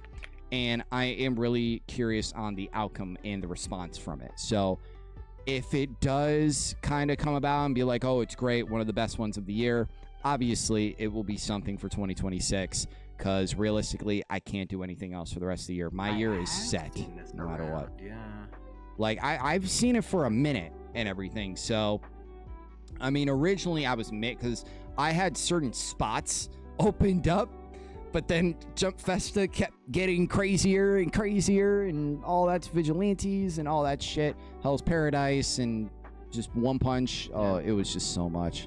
So, God damn, man, we're gonna be kicking next year, man. I'm so excited. Really are. I'm so excited. But I'm gonna leave it to you to say at least how this year has been for you, and what are you expecting for your 2025? I don't know what to expect, dude. I didn't know I was gonna be here. I really don't know. I know we're gonna be kicking ass more in Eden's Garden, and we want Chapter 2 to be done within a year if we can. It's hard to say. I know I'm going to be trying to kick ass in Crunchyroll. I need to kind of find my footing down here in Texas. Yeah. Oh, yeah. I really don't know. I can't wait. I can't wait to go to Dallas for the first time. It's impossible for me to really tell because it's just so. Everything has just been so unexpected. Yeah. Here, give me 1 second. By the way, hold on 1 second. I ordered food. So, what is it? They're at the door, I think, knocking on it real fast. Let me just get that real quick, and then I'll. Gotcha. Here, I'll at least do this right here, at least before you're gone, and I'll wait till you get back. But no, guys, like this year, there's been obviously I'll be going into it with a lot of shows and everything. I've watched a lot of really amazing stuff this year. A lot of amazing stuff has happened personally and everything.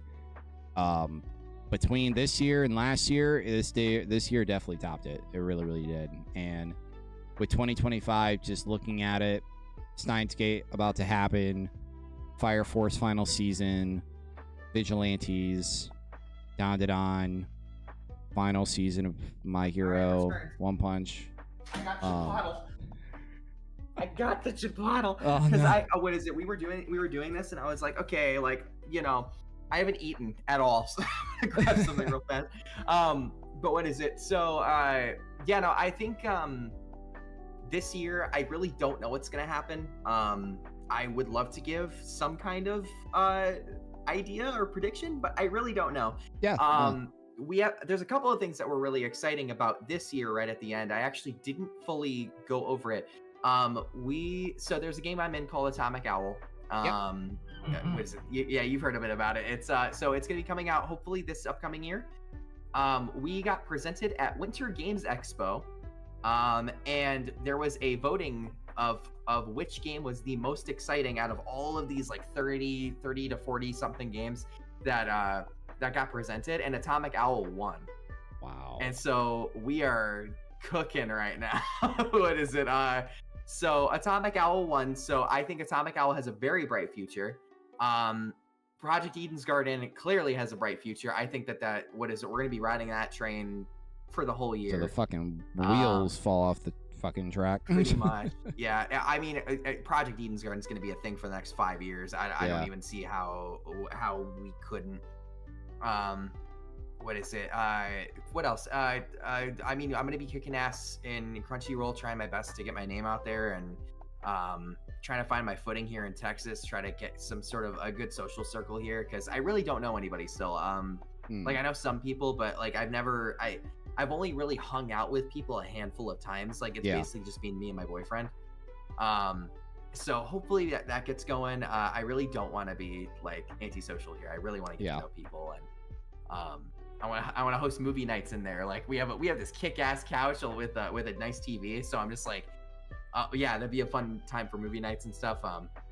So it's a lot of like getting used to a new life, and then also trying to just push things that are already in development. I already have a couple of other auditions right now that I'm kind of seeing what the results on those will be.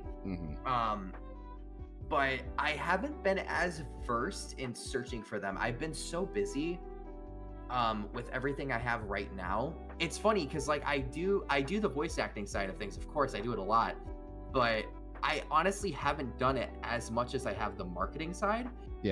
Because everything else that I've already been in is already starting to pop off in a way where I can be doing that more. So I think I auditioned like maybe 4 or 5 times this year. I really haven't done that much, but I've worked on so much. What is it? I actually have a wrap up. I have this with this graph of all of Holy the shit, projects that's a I've been in. Yeah, I know. Trust me, my eyes were. I wanted to cry a little. But I have this big list of all my voice acting jobs. Let me just see how many I did this year. Yeah, like you. I mean, the amount of times that I see that. Whew. In total, since I started, I've worked on 119 projects. In 3 years. I feel like that's pretty good. And considering a lot of the stuff I work on tends to, like, I don't want to be an ass about this, but a lot of the stuff I've worked on has popped off quite a bit, and like, I'm very blessed to have that be the case. Just this year alone, let's see here.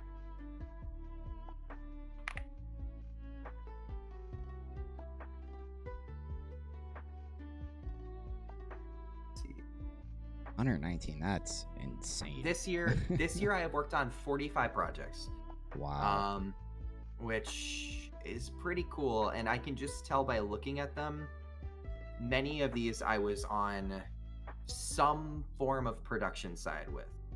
So, like last year, I did significantly more voiceover work in terms of like how many jobs I had. Yeah. But in terms of what I was doing on the projects, I definitely did more this year. Yeah, which I I'm feel very like happy about. You grinded more this year. I mean, just obviously, I mean, Yeah, as Dallas was coming up, I mean, still, but just, I mean, also stuff being put in front of you. Yeah, because I got Trillion game here. I got a couple video games. I got a mobile game. I got an animation. I got a VR game. I got that. What is it? I remember that one you told me. Grimlord, the Dark Souls inspired VR game. Yeah. Yep. I got into Oribus, which that's the director. Was a background artist on Cuphead. Neon Ignition, which is an audio drama I'm in. It is a 4D audio drama. It's fucking amazing. I listened to a good chunk of the first episode, and I'm like, this is so good. And I'm a lover of podcasts, and I love audio dramas, and it was incredible how much detail was put into it. Our director Vixena really kicks ass at getting you immersed into scenes. Yeah. And I don't think any of us could have expected how well that was going to sound. I think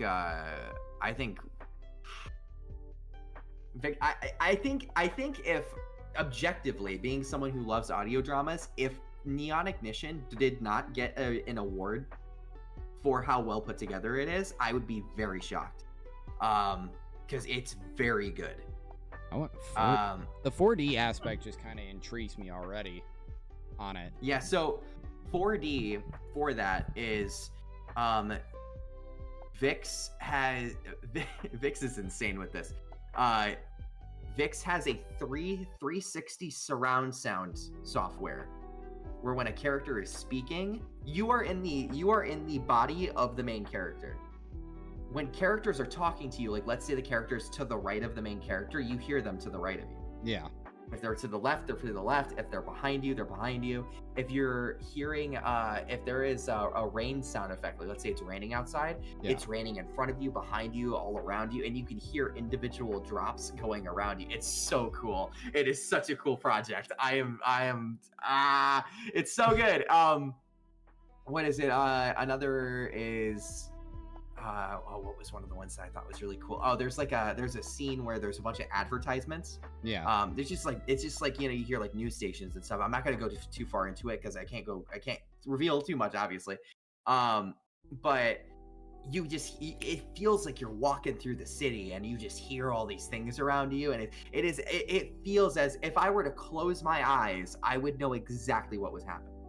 I would feel everything that's happening. I cannot. I gotta send that to you when it comes out. I want to experience it. It sounds like it's gonna be very soon. Which Vix has been teaching me a lot. Vix has been a really great director in the sense of I've been so versed in game acting and like anime acting that I kind of lost touch with the Stanislavski real acting. And Vix wanted to make sure that Neon Ignition feels like a very real, down-to-earth production. And so I've been relearning how to be authentic and real and like just on point human. Yeah. From start to finish for a performance, and I cannot thank her enough for that. That was exactly something that I needed back in my tool belt that I haven't had for a long time. Not saying I didn't know how to be a real character. It's just there's a difference between being a real character and being hyper realistic, and hyper realism is what Vixena wants. So that's been it's been incredible to learn from her on that front. Yeah, no, Neon Ignition's great. It is based off of Cyberpunk. So it is like cyberpunk. It is a cyberpunk style universe. Yeah. It's the character I play too. Amazing. Massive Riz energy. Massive Riz. He very much reminds me of Sly Cooper. Oh. He's very much the he's always flirty. He's a Riz Lord for sure. Riz Lord. Riz Lord. He has a bit of an edgy side to him. He's very jokey. He reminds me of Deadpool, actually. Now that I'm thinking about it. And that was something that one of the people on the cast said as well, is that me and another cast member, so we play two of the main characters. There's 4 of them.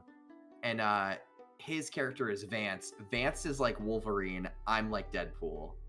The main character, her name is Calypso. And she is basically like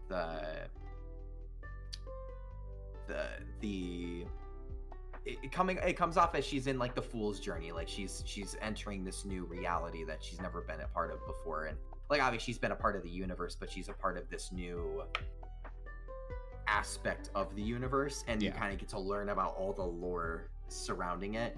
And so my character, whose name is Trick, and then Vance, which is the other character, are 2 very different sides of that universe that you get to kind of learn in in tandem with each other, and it's really cool. I want it.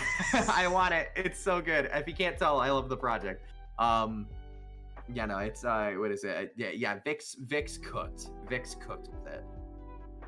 I mean, it's just even the stuff that you've had, at least for the whole year, like this entire year, nonetheless. Because I see all of your announcements and everything, all the role announcements, just everything that at least has happened this year, and all the word that you have at least put until you got to Crunchyroll, at least right now, has just already been insane. And the work ethic speaks for itself. And if you had to, and I know it's probably going to be tough, if you had to at least pick probably one moment other than getting Crunchyroll, what would probably be maybe your defining moment of this year that makes this year something else? I know Crunchyroll's big, and I know that's your definite number one.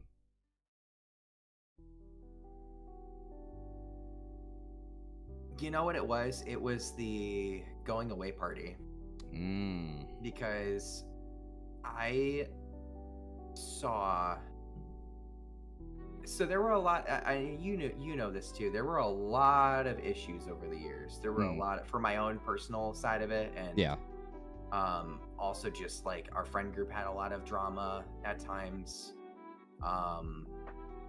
And when we were at the going away party, I remember telling Kai this, that it felt like the season finale to a TV show. And I said that it was as if all of the problems that we have ever had finally concluded. Yeah. And all of it wrapped up nicely, and everything was solved. I had a big problem with my parents for a long time. We did not have a very good relationship, and it was almost as if even that, the stuff with my parents, all finally came to a close, and now we are able to talk to each other on equal footing. And I feel like everything that needed to be accomplished got accomplished before I left. And I remember my stepmom was saying, was like, Dakota, it's time for you to go. Like, it's time for you to go find something else. Like, it's time for you to get out of here and do what you got to do. And after really seeing everything conclude the way it had, I think that bonfire I got to see every person, I got to see, not every single person, especially like for voice acting, there's a lot of people who've been helping me, but for everyone who's been in my immediate life for the past 10 years, who gave a very, very substantial impact to who I am today, was at that party. And it was really nice. It was I was able to reflect a lot when I went to the party, and I think sitting around the fire just talking to everybody and seeing Kevin there and Dee there, and and seeing you know, you and Lee and Brandon and seeing Andy and Winter and Sammy and just like all of our friends, and seeing where everyone had gotten to this point, I think everything just worked out. Whether or not that stays that way in the future, I don't know, but I think it felt like I found the family that I've been looking for many years. Yeah. That was a big thing. I think I've told you about it in high school. I always was like a drifter. I was in all these different. I was in different friend groups, but I never quite stuck with one. I just never quite felt like I belonged anywhere. Love Muffin, our friend group, it was the first time I felt more of that. Yeah. But I think that this going away party solidified exactly who the people in my life that are the closest to me. Yeah. And again, obviously not all of them could be there, but a good majority of you were. Yeah. So yeah, that's what I would, that's my final answer on that. I found my family by the end of me being in Ohio. And so I feel a lot stronger for that, and I feel like I can move forward with my objectives, knowing full well that I have an incredible group of people that have my back, and I know that you all know I have yours, and I know that whatever the hell we're gonna do in the next 10 years is gonna be pretty incredible. So it was already, I think, like next year's the start, or at least with where everybody's at and everything that has happened this year in order to get to this point. It definitely, honestly, couldn't have been any better for everybody.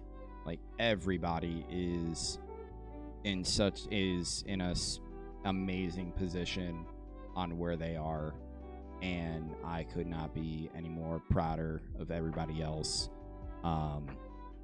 Everybody else has worked through their own things, and I mean, even with me working through so much in the last 10 years personally, and certain stuff that I've just been kind of waiting to see. I've always just been waiting.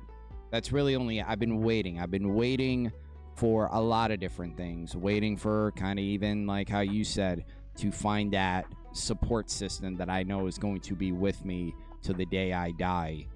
And I have that. You and I had the same problem. I think you and yeah, right? Isn't that correct?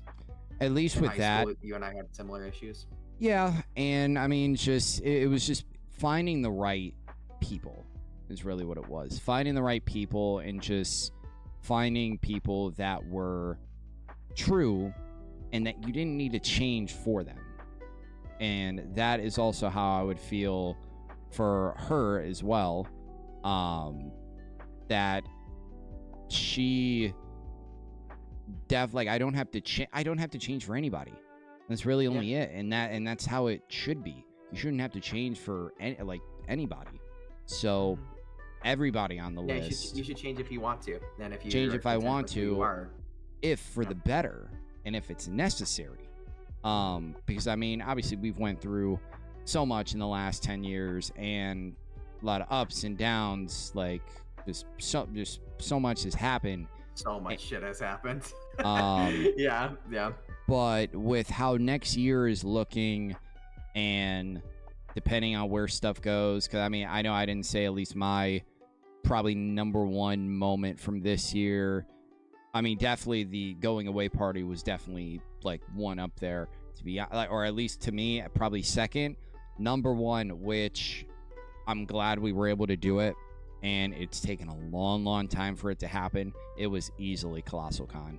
Colossal Con was one hell of an experience. Number one, to be able to actually be there with everybody, and knowing that like this is like one of the last times, at least normally here. And just even for the fact that like we've been waiting to do this for so long, and we just never done it before. It was such an incredible event. So incredible. Yeah. I'm hoping that next year it's able to happen again, but that's kind of all up in the air. And just even with me on certain stuff with what I'm doing next year, at least trip wise. I mean, obviously, we will be seeing you in the next couple months. Very, very excited about to even be going to Dallas for the first time. I haven't been to Texas in over 5 years, so it's definitely going to. I haven't been to Texas since like before COVID, so it's been a minute. Gotcha. And I'm very, very excited to go back. I'm very, very excited to see you, Kai. Like, it just, the whole interaction and everything. I even told you as well, whether you're here or I have to go to you, we're seeing the Chainsaw Man movie together. I don't For give sure, a damn, yes. no matter what. Yes. You might have to come here. That is my warning to you. It very well might be that you have to come here. Depending on when it's released, you never know. But I mean, to me, I think it might be released in the winter, to be honest. So either way, I mean, I don't mind going again. So we'll see what happens. But definitely, Colossal Con was easily probably my favorite moment of the year. Being able to not even only meet the voice of Lemillion with Rico Fajardo, but also literally one of my favorite protagonists of all time in Shigeo Kageyama, being able to meet Kyle McCarley, and even also you as well, being able to be there at the panel and the moment that was so sick. Yeah, I remember that. You and I, or yeah, go ahead and tell it. We talked about it a little bit in the interview and everything, but just I know, at least for you speaking, having the moment in that, because that happened around in May. So him telling you, a dude that's already set in the VA industry and everything, that's a dude that's already been doing so much, and the voice of Shigeo being able to tell you that, dude, you're set. You went through a freaking list of stuff. It was. Yeah, and I wasn't even, he didn't even say I was set. It was more of like, I remember he went through the list of all the things, and I know that I had already told you so much about what I was doing. And I remember we were walking away out of it, and you just went, Dakota, how does it feel to know that he just listed off everything you've already done? And I was like, pretty good, man. Pretty good, man. Like, you got this. Yeah. Yeah. You were just like, how do you feel that you've done literally all of that? And I'm like, yeah, man, pretty good.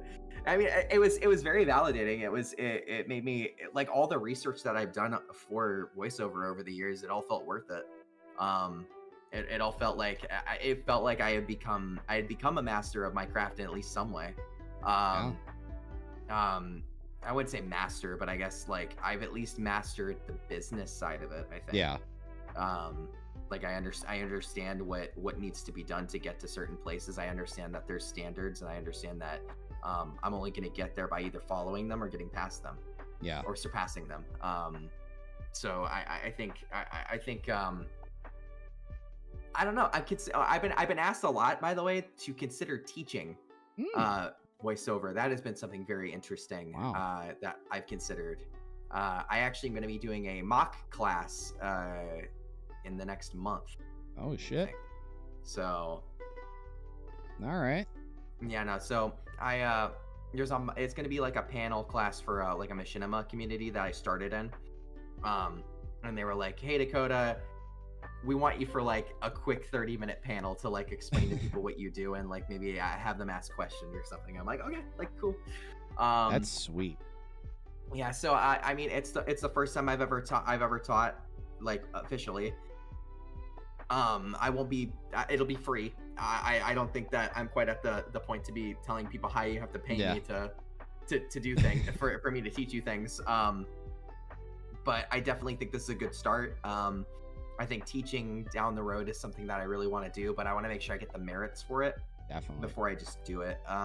Because there are a lot of people in the community who I've seen where they will have like no credits to their name, but they'll be like posting VA advice every day on their Twitters. And I'm like, guys, as much as it is helpful what you're saying, you earn the merit to say these things. Like, you're not wrong. Yeah. But if you don't show, don't tell. Show, don't tell. Like we were saying, show, don't tell. There's something I do a lot actually, and it's I don't usually tell people I'm working on things. I don't tell people that the only time that you will ever know I'm in something is when I make the role announcement about it or when it's released. Because I would rather you see the result and get blown away by it than to be talking about the process the entire time. Yeah. And then it potentially leave something lackluster. I'd rather just blow you away. Yeah. So for Eden's Garden, for example, I would rather chapter comes out, you get blown the fuck away by what we've done instead of me talking about it for a year. Because I could have done that. I could have been posting every day like, oh, can't wait for Eden's Garden chapter 1. Like, you know, I could have been doing that it's like so often. But what's the point of that? Why don't I just wait for the thing to happen, show you what I did, and then just see your reaction to it? So those big moments are the things that solidify you as a great creative or a great in anything. And that's what I want to be. I want to be great. I want to be a great actor. And I think I will only have those moments if I will only get to that goal if I have those moments. And if I share those moments specifically. Those big wins, those like San Japan, for example, when we went to the convention. Yeah. Sharing all of the big things that were happening. I didn't talk about the build up to San Japan. I didn't talk about I didn't tell people, oh, we're doing a convention soon. No, I did not talk about it until, at least publicly in a social media sense, until we were there. And I had the badge that said panelist on it, and I had all this thing, because then people start going, wait, holy shit, where did this come from? Because there is a whiplash there of that, where if let's say Omar, let's say I was like, hey man, I'm gonna go audition for something, and then tomorrow, and then like a week later, I was like, oh hey, I'm in JJK, by the way. I think you'd be like, wait, what? Yeah, it's like, you just call me just like casually, like yeah, I just booked the role. Yeah, exactly. Like if I said something along the lines of, I'm gonna go audition for JJK, or I'm getting in the booth, or I'm doing the thing, or I'm doing it right now, or I'm doing it, and I said, oh, I booked the role, it wouldn't be as cool as it would be. Yeah. It wouldn't be as surprising. It wouldn't be as much of a whiplash. Because it'd be like over and over being like, Coda, I get it. All right, just tell me if you got it or not. No, exactly. And that's where like for my own branding, I've mentioned this before. I think I said it to you in our interview, but the thing that I think about is Gordon Ramsay a lot. Yeah, you've mentioned this to me before. Yeah. I think even in the interview as well, either in the interview or your buddy's interview. Yeah, because I see metaphorically, I see social media as the hot plate for your performances. Yep. So why the hell would I want to present an unfinished product? Yeah. I don't. So I want to tell you that I got it, and then I want to show you what I did with it. And those are the only two things I want you to see. I don't want you to see the grind unless it's needed. Because the grind is rewarding for me. It is rewarding for me to do the work. Yeah. For the audience, I want you to see the result, and if you want to ask about the grind, go for it. Then if you don't want to know about it, well, cool, you have this cool thing. You have this cool thing I'm just showing you. So if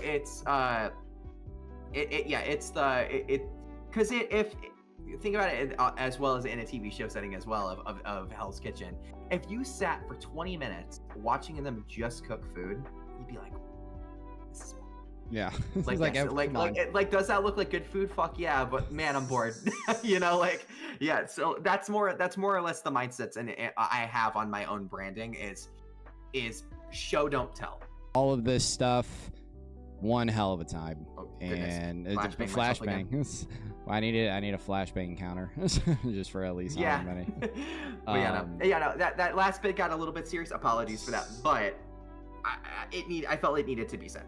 No, definitely. And hopefully that learning all of that can help and improve the community in that aspect, at least with all of that, for future people that want to get into the business. Like VA and just outside of VA, no matter what, social media, Twitter, it's one of the reasons I don't freaking use it anymore, because it's a toxic ass workplace, and I can never keep it. So yeah. I once I establish myself, I think I'm done with Twitter for the most part. I think the only time I will ever do much with it is if I'm going for certain auditions, but there is Twitter, once it has given me my name, it has served the purpose. Yeah.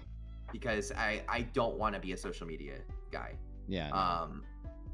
I guess it could be fun, but it's too toxic. They're like people, the capabilities of parasocial relationships are very high. That personally has happened to me a couple of times. I know it's happened to a couple of people on Eden's Garden as well, of there being fans that just got a little too comfortable, got a little too close. They think that they're our best friends. They're not. And it's really awkward. It's really weird for us. And I think social media is an unfortunate proprietor of that. And I know I need it for business. I need it for getting my name out there. But once I think I've gotten my name to a point where I don't need it anymore, I think I'm done with it. I won't delete it, because I think that someone can just take it and use the name. And try to pose as me when they're not me. Yeah. But I think in terms of making sure that making sure that I'm only using it to get auditions pretty much is probably the best way to go. Yeah, and I mean, no matter what, you have your own website, so that's even also great as well. And I mean, other forms of social media will be better in order to use for any other specific purpose, but no, everything has been great. Going along probably 3.5 hours, and I know this is great. I had a great time. Yeah, thank you for this. Yeah, no problem. I mean, there's been a lot to talk about. There's been so much that's happened this year, and I know that in a minute we're gonna take probably a short, probably 5-minute break, and then I will be wrapping everything up with all a brief summary of all the shows that I pretty much at least went through this year and what I can at least anticipate on going into next year with my final thoughts. But just wanted to say once again, technically for the second time, but at least the first time that everybody else is seeing this, just want to thank Crunchyroll voice actor Dakota Farnsworth for joining me for this stream. He has a lot of bright future ahead of him. He is very good at what he does. I will definitely link. I think would you want your socials to be linked in the description? Yes, please.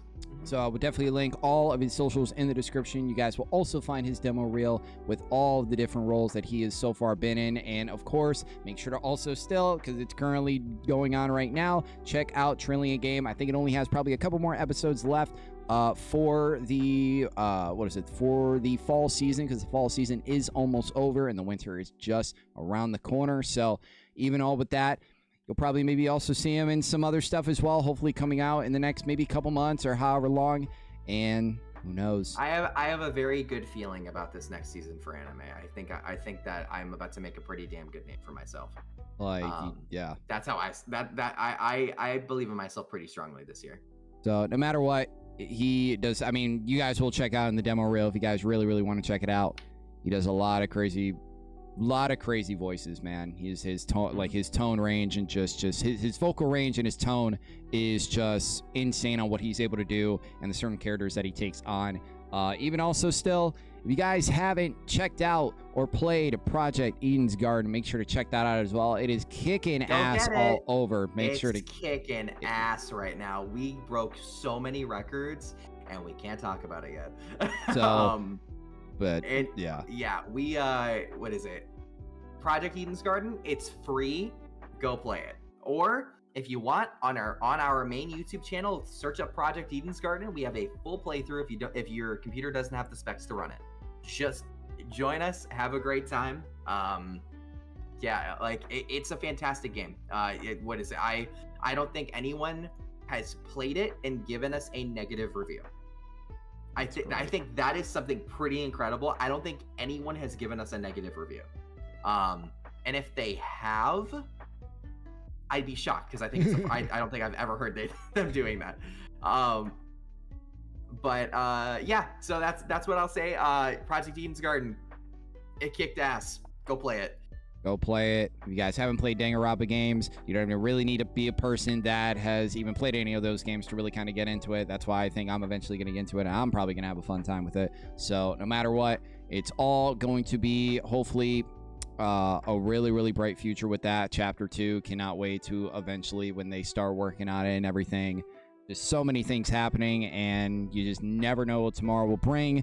Me, a stacked 2025. Cannot wait for any of these shows. I'm going to work also my absolute ass off in order to do a lot of things on YouTube, outside of YouTube, just all of these projects and everything. I just cannot wait to start working on them.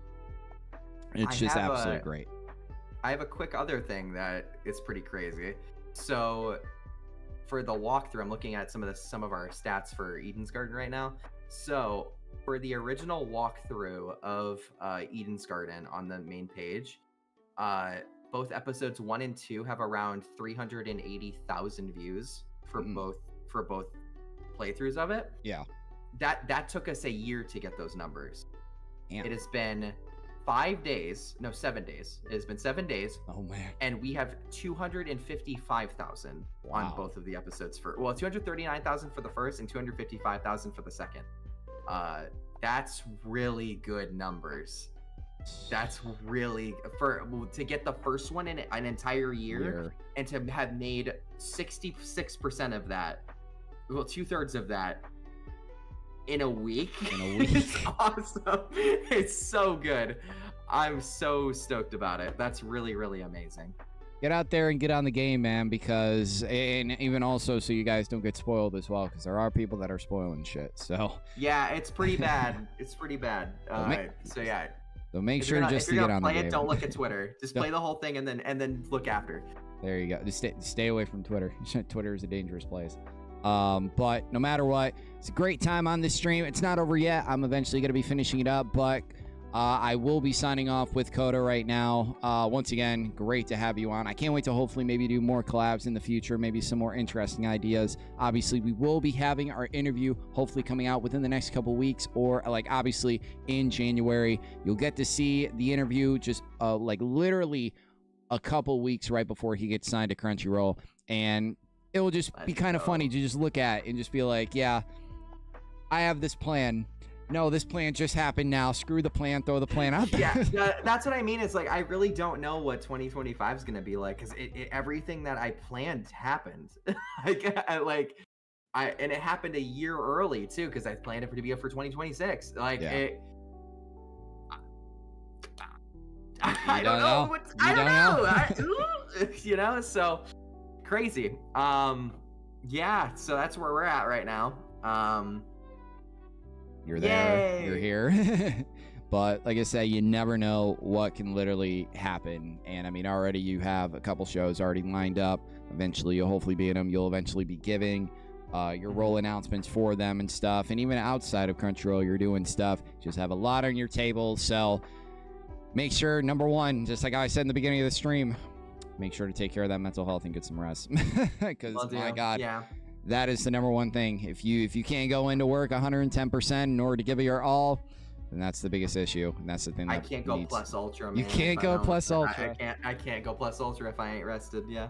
So, but yep, I'm gonna be signing off. Once again, thank you for everything, for the years and just everything. You're really good at what you do. Your work ethic shows, and just keep doing you. I've said that multiple times. Just keep doing you. So. Thanks, I really cannot wait to see the future for you and me, just for everybody. It's going to be really, really amazing. So just once again, thank you to Dakota Farnsworth for joining me for this part of the stream. And the stream is not over. We will be taking a 5-minute break, but I will be signing off. Thank you very much for joining me on the stream, Coda. Of course. Thank you for having me. All right. Proud of you too, by the way. Thank you, man. I appreciate it. Of course. All right. And really quick, we will be doing a little 5-minute break, so I will catch you guys in a minute.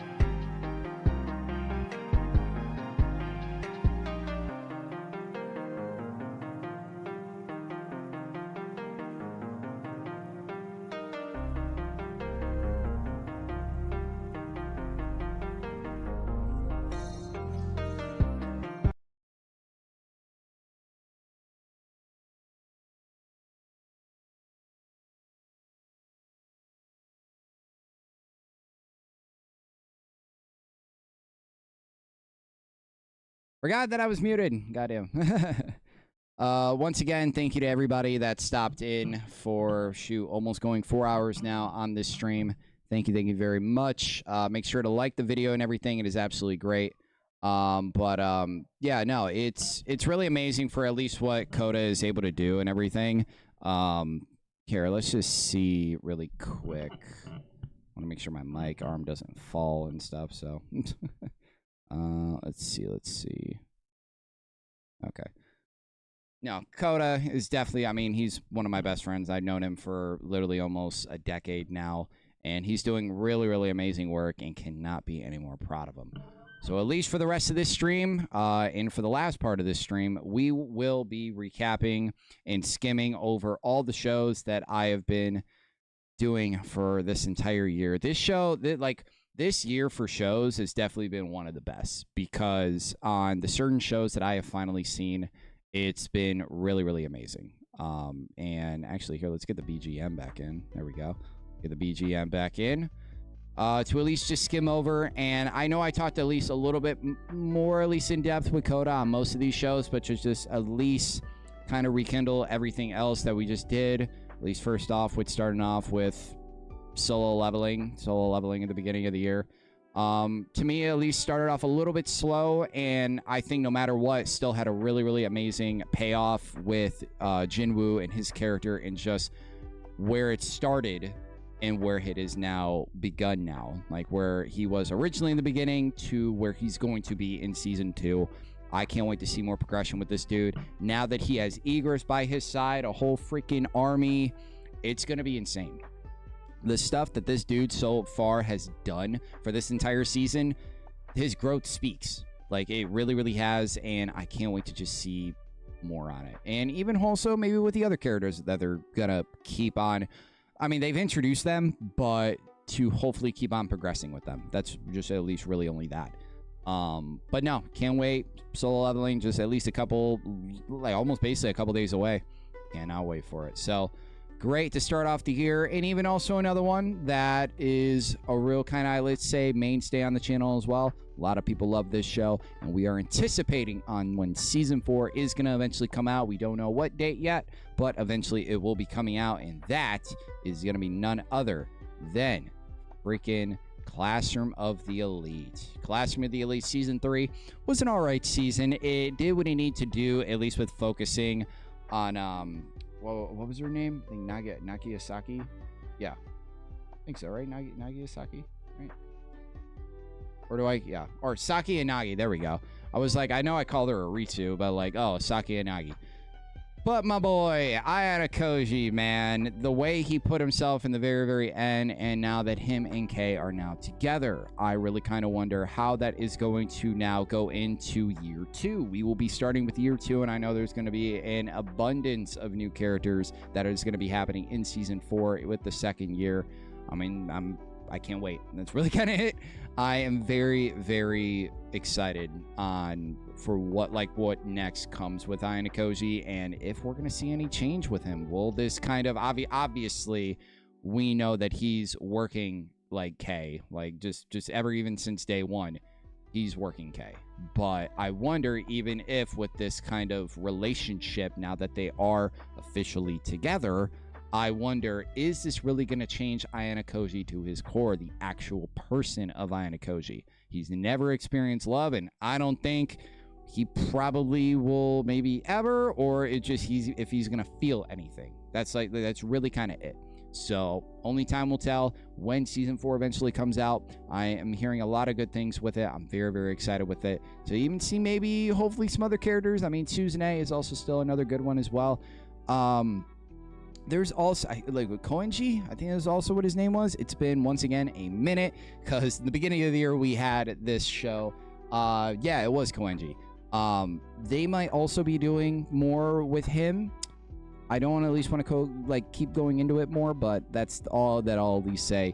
He is going to do, hopefully, some interesting things. They portrayed him a little bit more differently in season 3, so we're going to see if he's going to do anything else in season 4. But Classroom of the Elite, still a really, really investing show to get into. If you guys haven't seen it, make sure to check it out, because so far I think it's going to just keep getting better and better. And yeah, no, cannot wait. This one is not going to be fun to talk about, and once again, I am not going to be talking about it for long because I still don't like the way they did this show, but no matter what, we're talking about it. Demon Slayer Season 4, aka the filler arc.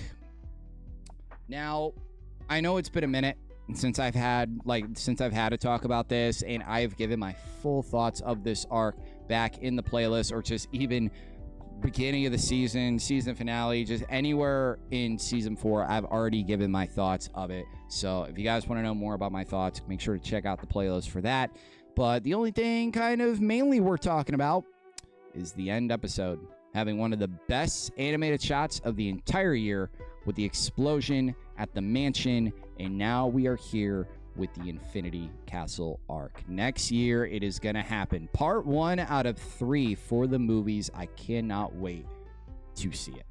In theaters, it's going to be amazing. In that theater that night, it's going to be incredible, because I was there for Mugen that night when it came out, opening night, and I've never heard a theater that was as loud and energetic as that night.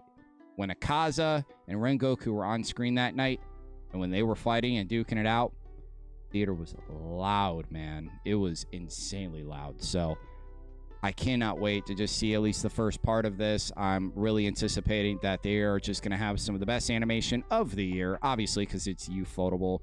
But I'm not going to lie, as even after this episode hit, so many spoilers for Infinity Castle started coming out. I'm not saying that, like, oh, I do know the spoilers. I don't. Like, do I know that some people are going to die? Yes, I do. And specific ones, I remember some do, but I also kind of just at least can't remember. So at least by the time maybe that we get to the movie next year, whenever it's going to come out, maybe I'll just kind of forget about it in the moment. But when it will happen, it will speak more. Like, it will definitely shine more with it, and it will definitely surprise me in the moment.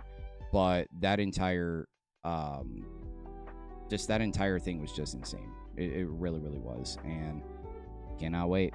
Infinity Castle with the movie, it's going to be insane. That theater, that night, the movie, the trilogy, it's going to be all insane. And I cannot wait to experience it. Speaking of experiencing, though, this show, emotion, so much emotion. Because I finally was able to finish it up. Took me a minute, and it literally took me an entire year in order to finish it up. From the moment that I started was the very moment that I ended it a year later. And that show was Assassination Classroom. This show was a lot in order to have, like it was a lot going towards to the end. And knowing that we were getting to that point and all the stuff that we were seeing, all the side stuff going on, the character development, it was great to see. And even this moment with Nagisa right here, that entire episode was absolutely brutal. It was so brutal, and it was such an amazing end. It really was. And you knew how it was going to end. You knew how it had to end. And even with the characters, like, even just the entire end scene was great. It really, really was. With Karma, Nagisa, all of that stuff, it was great. It really was. So, but Assassination Classroom, I think it literally like came out like 10. They had their 10th year anniversary, I think, this year, or at least most recently they had their 10th year anniversary.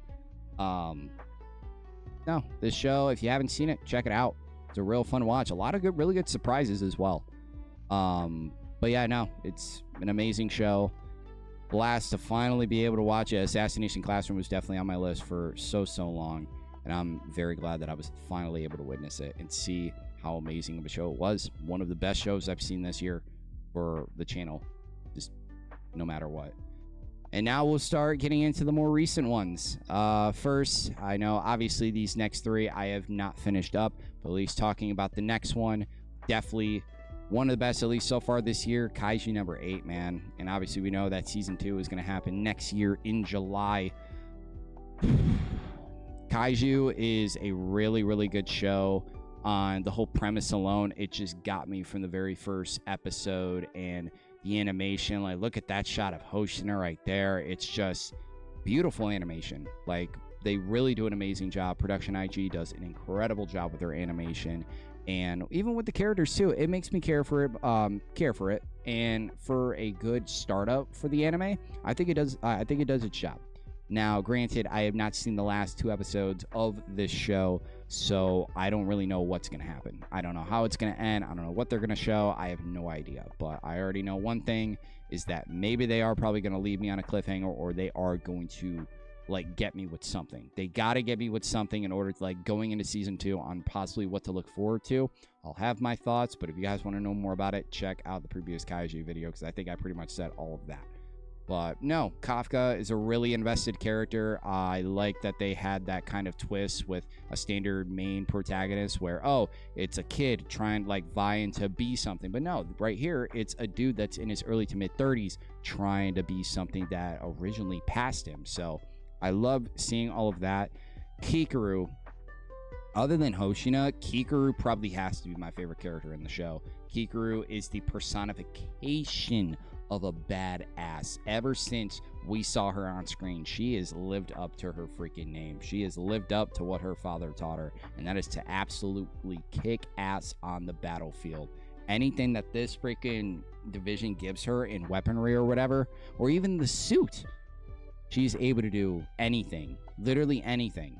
And obviously, I mean, Kaiju number 9 almost took her out. Thankfully, Kafka stopped it, but just everything that Kikaru has done, and just her presence on screen, so much flamboyant style, so much cockiness, but also still being able to back it up. I love characters like that. And that also still pushes for all of her comrades in order to, number 1, keep up, and also to even get better. That's the same thing with Ichikawa as well. So really good with that. Hoshina, obviously, is probably maybe my second favorite character. Hoshina is one of the freaking pinnacles of this division. Other than Mina, Hoshina is the real kind of star for this division. You do not want to come across this dude at all. He will slice you before you say anything.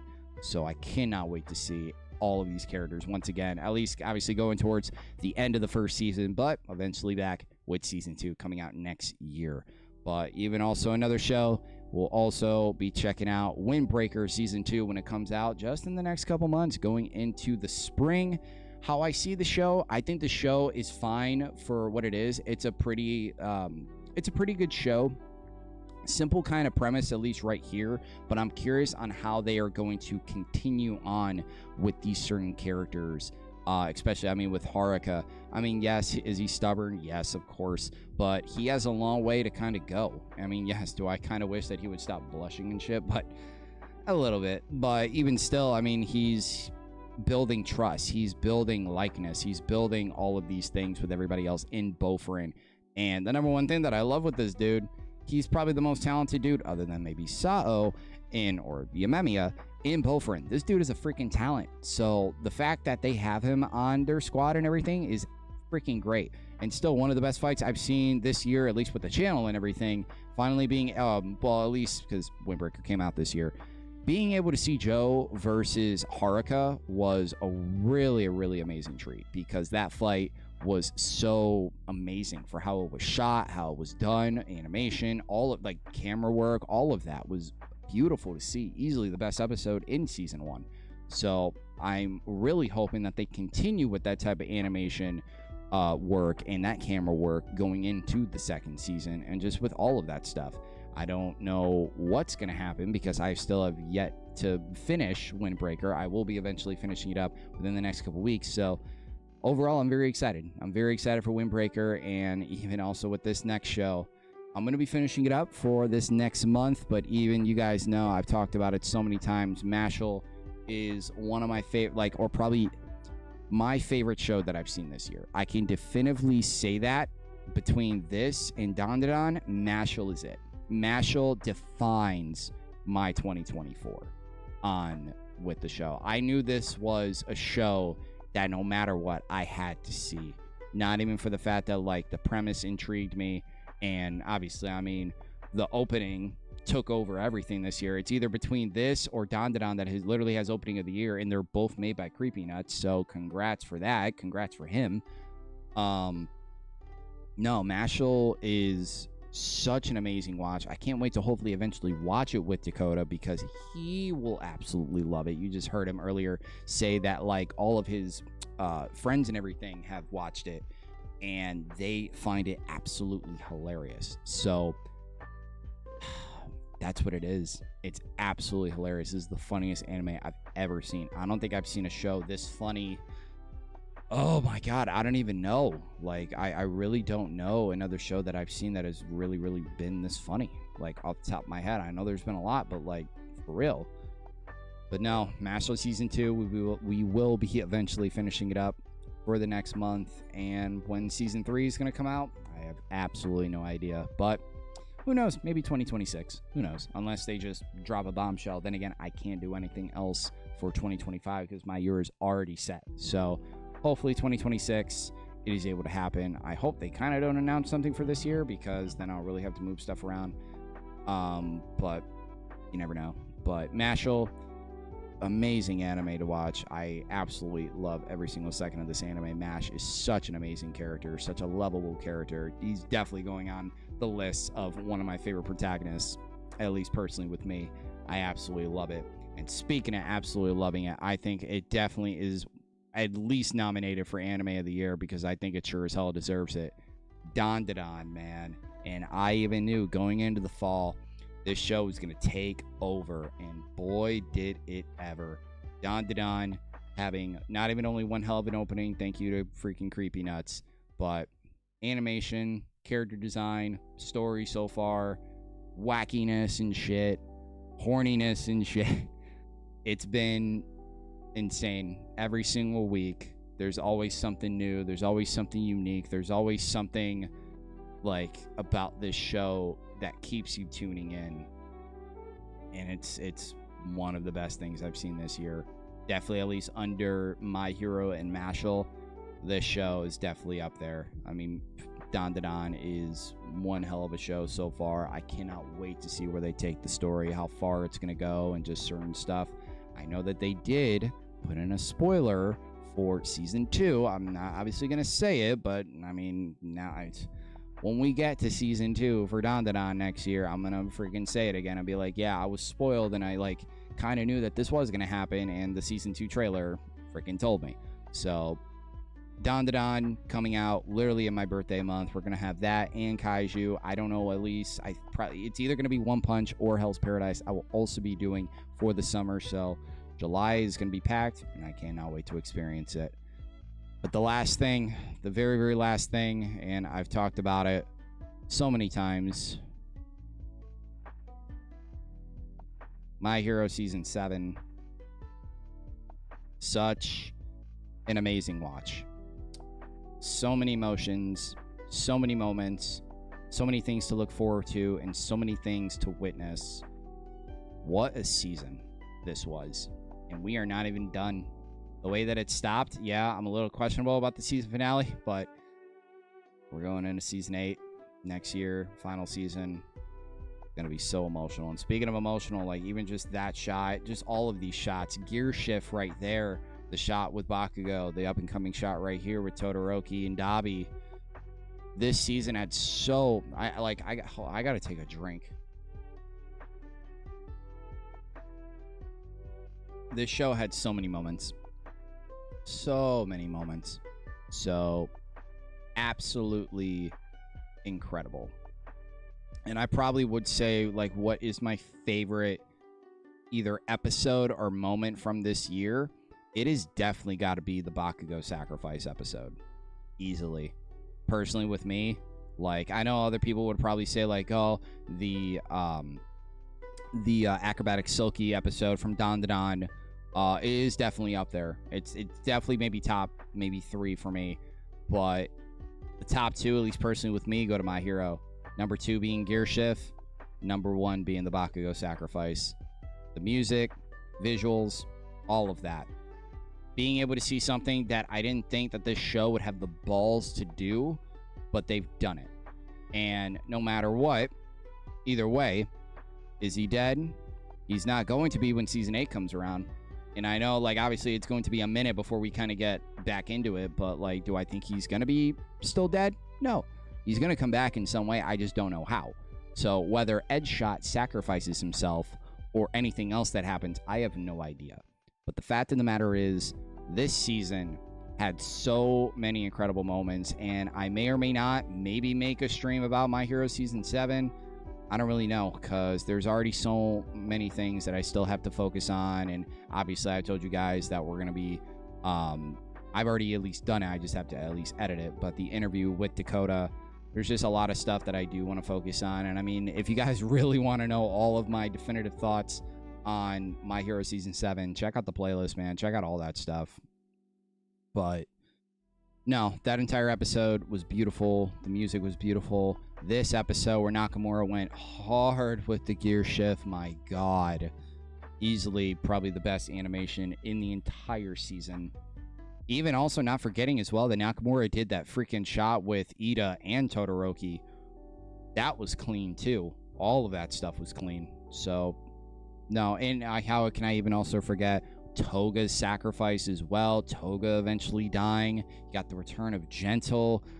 There was so many moments that happened in the second part of this war and in this season that it really takes it, man. It really takes the cake for being the best season. I would definitely say it is better than 6. I would. Now, at least with me, this to me right here, and then again, the arc isn't over yet because I don't know what's going to happen in 8. So this right here is rivaling Dark Deku for me, because I've already said Dark Deku is my favorite arc in My Hero for how, like, for how it was portrayed, and even in the manga as well. But you know, season 7 and including season 8, the whole second part of the war has been an absolute roller coaster. And it all could have been prevented if Deku didn't go the different way. If Toga didn't freaking capture Deku, this could have all been prevented easily. Like, they could have probably maybe one-tapped him and that's it. But no, to freaking All For One rewinding himself to the freaking reveal of Iron Might. Iron All Might. Monoma doing his shit. The traitor reveal, which honestly, I almost freaking forgot that even happened. Oh yeah, I almost forgot. Star and Stripe sacrifice. There's so much to talk about, and my God, I could do a stream, but I'm maybe probably not going to. No, season 7 is something else. It really is. My Hero, at least right now, with their second part, and just ever since the war began, that very first part. In season 6, My Hero has been on a tear, and I could say that no matter what, My Hero has been on a tear. So the fact that, number one, we're getting Vigilantes in a couple months, never would have expected. So we're getting two My Hero content next year, and I know that's gonna please everybody on the channel. It's gonna please me as well. But it's so satisfying that, I mean, Vigilantes is gonna be here. And that it's also going to kind of be a little of a sweeter type ending and a little less somber type ending for when My Hero ends at the end of the year, because we still have Vigilantes. And I'm really anticipating on loving the story, and loving the character of Koichi. I really am. So, no, man, just an incredible season. I know you guys can probably say that just as much as I can. Let me know what, out of any of these shows, what was your favorite show that I checked out this year, and what is one of the biggest shows that you cannot wait for me to react to next year, or for at least you to see next year. What are you most excited for? If you guys have made it to this video almost 4.5 hours in, leave it in the comments. And I mean, no matter what, I'll have timestamps in the video, so no matter what. But everything, no matter what, we've had so much to talk about. Such a really good stream. I'm literally tapped out, and it has been one hell of a year. It really has. I feel like it was just yesterday when I was doing the end of the year for last year and kind of looking towards the year. Next year is definitely going to be something else. It really is. I know I say this every time, but just I want to continue to hopefully do this as much as I can, and really quick again. throat's getting dry. That I want to try to continue to do this as much as I can, because you just never know what opportunities or anything else will come and anything, because I know I definitely want to do a lot more next year, even outside of YouTube as well. So next year we're really going to kind of get everything that we kind of want. Fire Force final season, finally Steins Gate, getting My Hero Vigilantes, we're getting One Punch Man season 3. Like, it's final season of My Hero. We're getting so much, so much, and I think next year is probably maybe going to be the channel's best year ever. That's at least what I'm saying. So all of that is not without you guys. You guys are, once again, the main reason why I do this. I mean, you guys, however long that you guys have been here, the OGs from way back in the day. It's been one hell of a ride so far, and I really want to see how far I can continue it. And my throat is absolutely shot for this entire stream. I'm absolutely tired, and I just want to say thank you all, because you have made this journey really special, and I love that I have this channel to look back on with so many moments and everything. I hit my 1,000th video this year, and that was so fulfilling, just to even just see everything that we've built on the channel, and so many moments that have been shared on this channel from shows and stuff. It's amazing. It really is. So next year there's going to be a lot of ends, a lot of starts. Can't wait. But I'm going to be wrapping it up. I'm absolutely exhausted. Once again, thank you guys for tuning into this stream.